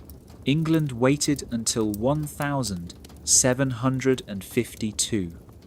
Russia waited even longer. That means people in different parts of the world were living in different years at the same time. But here's the weird part. Fixing 10 days makes sense. The calendar drifted. It needed correction. But why were other parts of the timeline adjusted too? Why do some old documents from the early medieval period feel like they were squeezed or stretched to fit a new framework? Why do some centuries seem full of detail, while others feel like a void? Some researchers believe this wasn't just about math. It was about power. Controlling the calendar means controlling time itself. If you control the flow of years, you decide what the past looks like and what the future will expect. When the Julian calendar was replaced, it wasn't just a technical fix. It was also a way to organize history.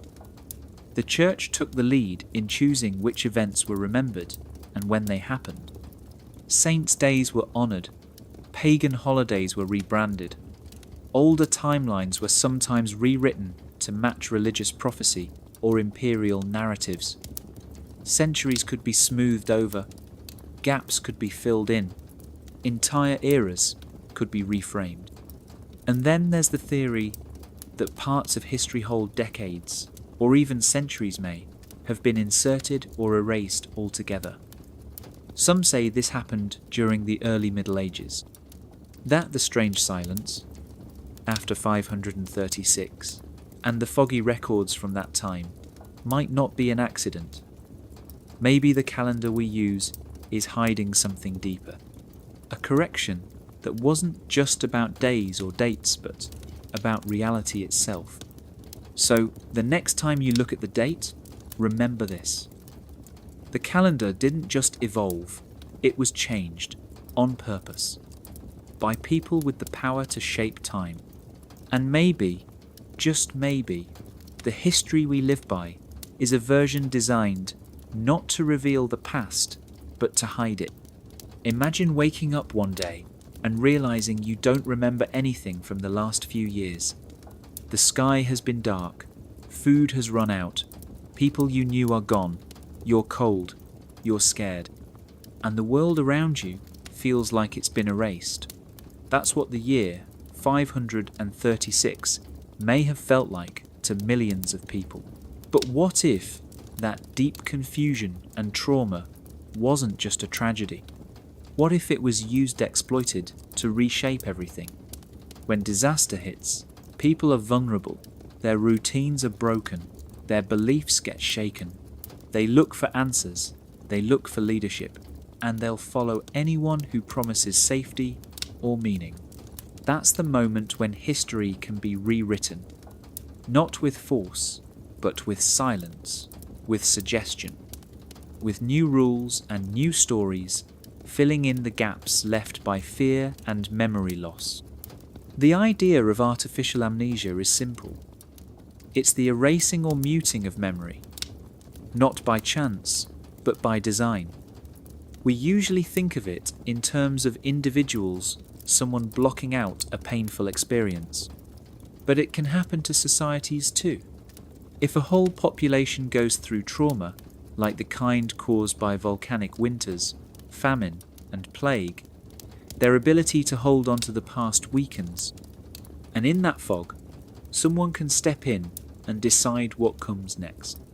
After 536, records vanished, libraries burned, languages changed, calendars shifted. Generations were born into a world that didn't remember what came before, and those in power, whether kings, priests, or scribes, could fill the silence however they wanted. They could shape time, create heroes, invent enemies. They could erase entire cultures and replace them with myths. Not all at once, but slowly, layer by layer, until the past became a story written by survivors with an agenda. Think of it like a reset button, but not one that clears everything, just enough to cause confusion, just enough to make people doubt their own memories, just enough to replace real history with something more useful. It's not just a theory, there are signs, gaps in the historical record that make no sense, sudden jumps in power, timelines that don't align, cultures that vanish without a trace, and stories that feel more like legends than lived experiences. Some believe these aren't accidents. They're scars left by a deliberate process, a rewriting of the world under the cover of chaos. Even the idea of calling 536 the worst year in history could be part of the strategy. If everyone agrees it was the lowest point, then no one thinks to look for what came before. We focus on the suffering, not on what might have been erased during it. In the end, we may never know exactly what was lost, but we can still ask the question: who benefited from the forgetting? Who used the trauma to build something new? And most of all, what truths are still buried in the dark, waiting for someone to remember? Because maybe 536 didn't just destroy the past. Maybe it helped bury it, and someone else wrote the future, while everyone else was looking for the sun. No matter what gets lost on earth books, buildings, entire civilizations, the sky keeps its record. The stars don't lie. They move in patterns. Eclipses follow rules. Comets return on schedule. So when the history books feel fuzzy, or timelines start to blur, some researchers turn their eyes upward, because while people forget, the sky remembers. And what it's telling us doesn't always match the story we've been given. Every solar and lunar eclipse can be predicted with math.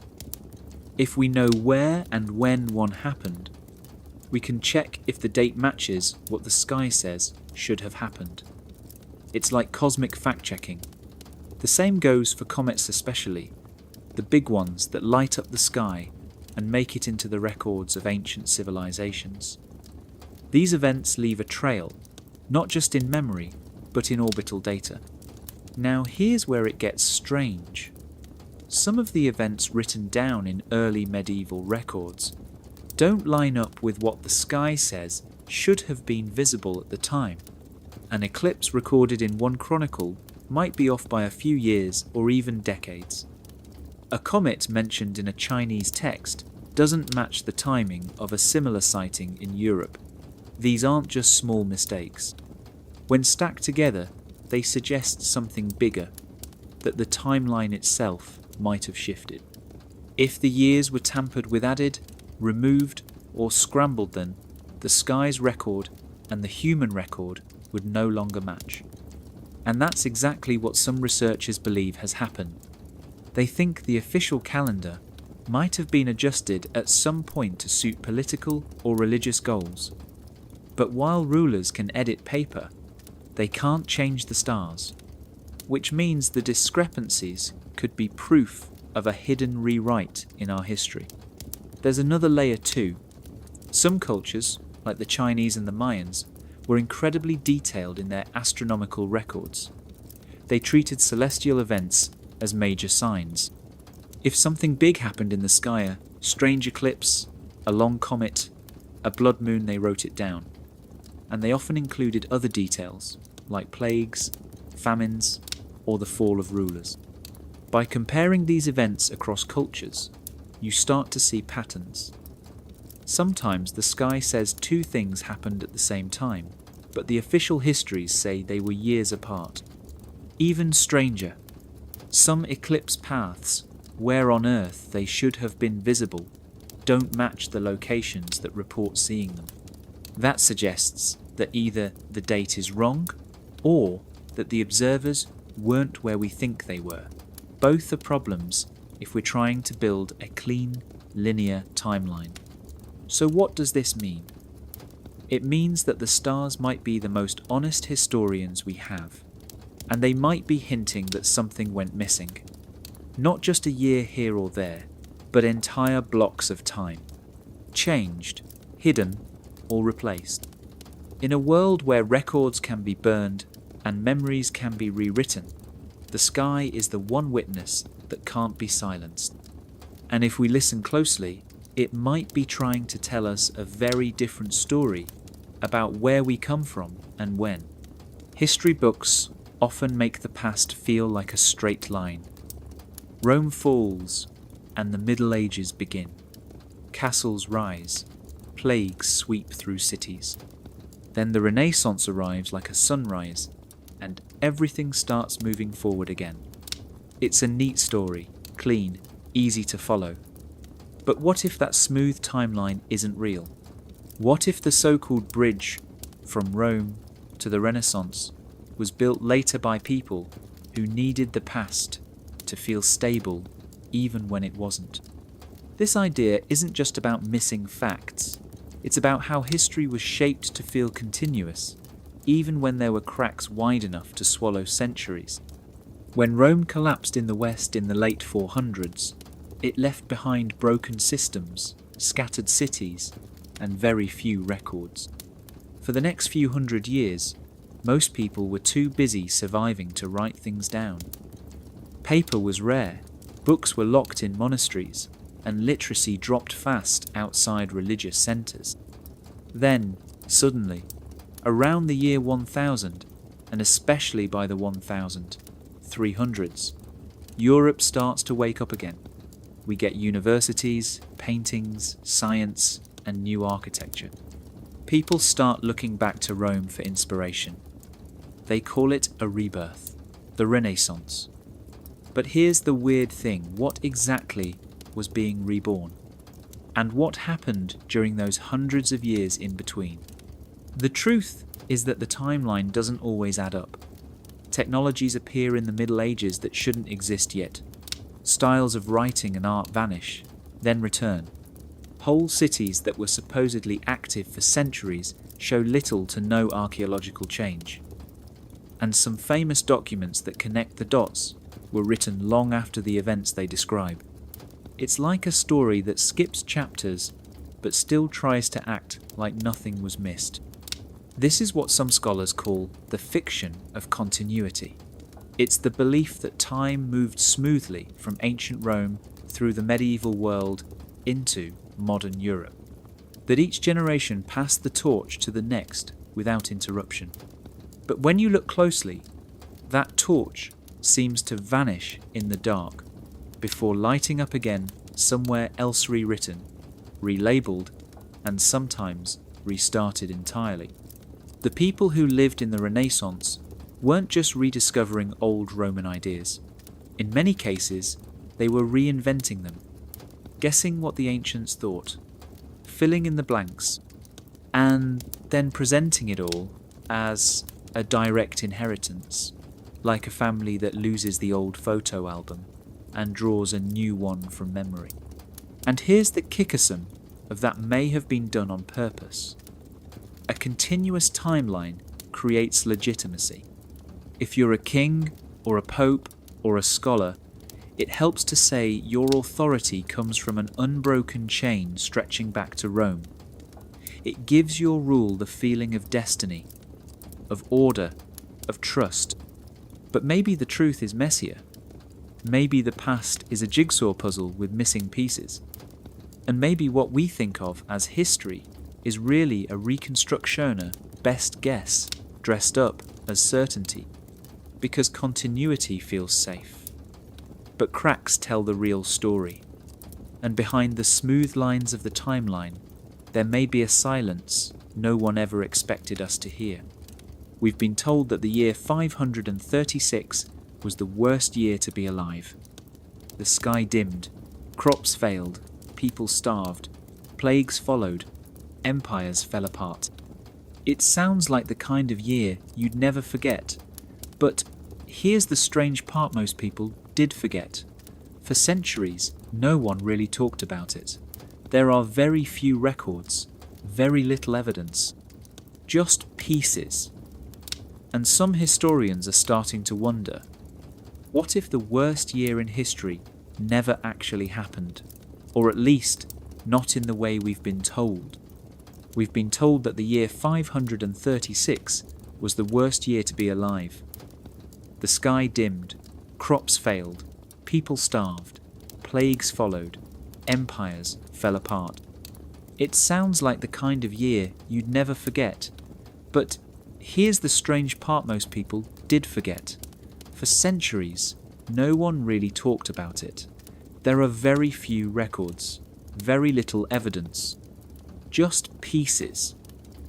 And some historians are starting to wonder, what if the worst year in history never actually happened? Or at least, not in the way we've been told. The story of 536 as a global catastrophe only really came together recently.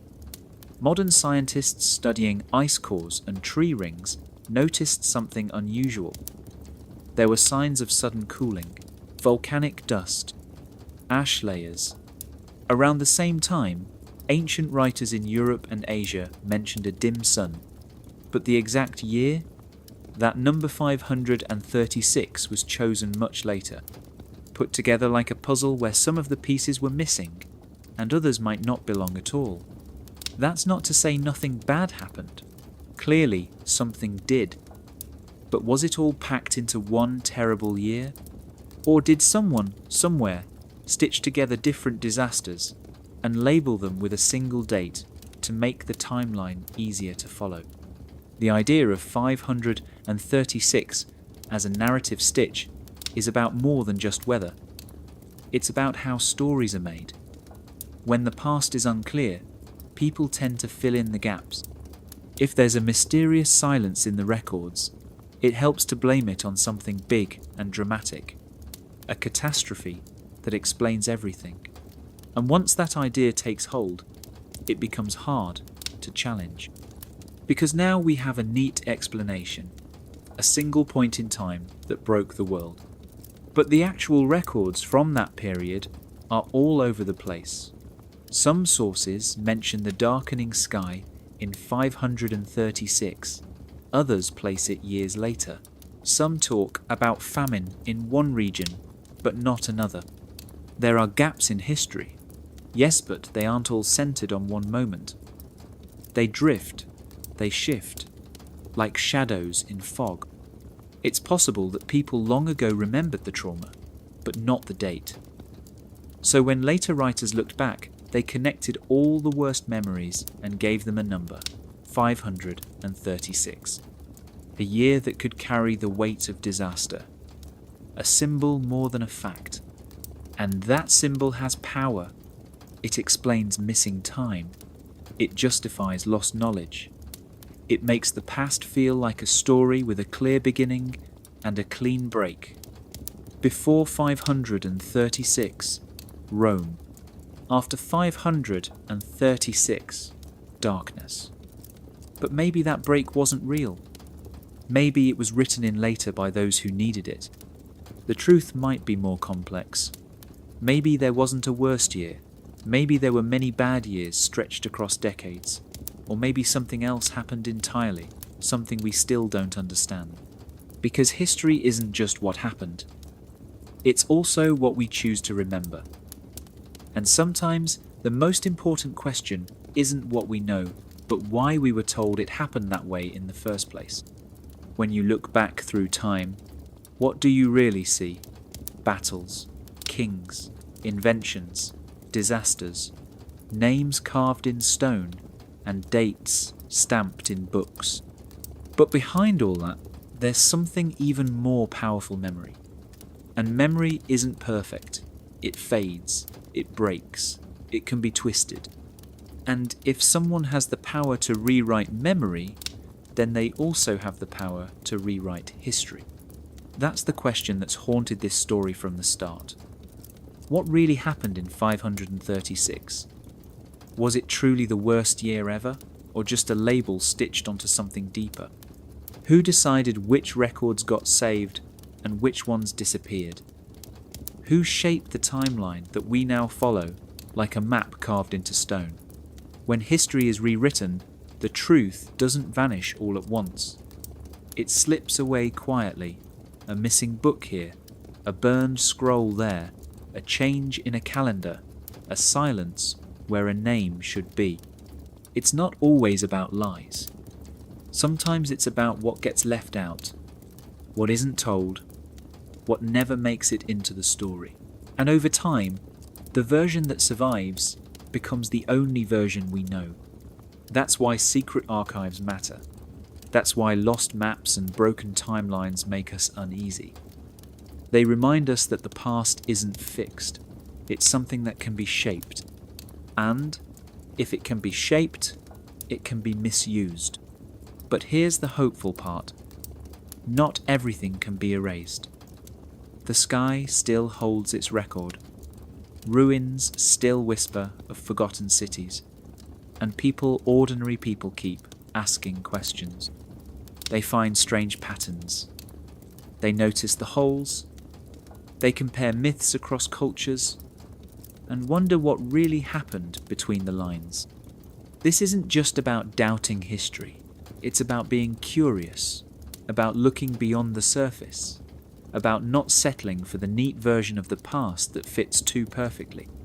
Because if we only listen to what's written in the big books, we might miss the stories that were hidden on purpose. And if we never question those stories, we end up repeating them without even knowing why. Every empire that rose believed it was the future. Every ruler wanted their version of truth to be the one remembered. But truth doesn't belong to the powerful. It belongs to those who search for it. Piece by piece, clue by clue. So maybe 536 was real. Maybe it was the worst year. Or maybe it was a smokescreen, a shadow cast to cover something else. Either way, the fact that we're still asking about it means something survived. A spark, a question, a voice that refused to stay quiet. And that's where the real power lies. Not in the rewritten records, not in the sealed vaults, but in the people who look at the past and say, wait, that doesn't add up. Because when history is rewritten, someone always remembers. And sometimes, remembering is the most dangerous thing you can do. But it's also the most important.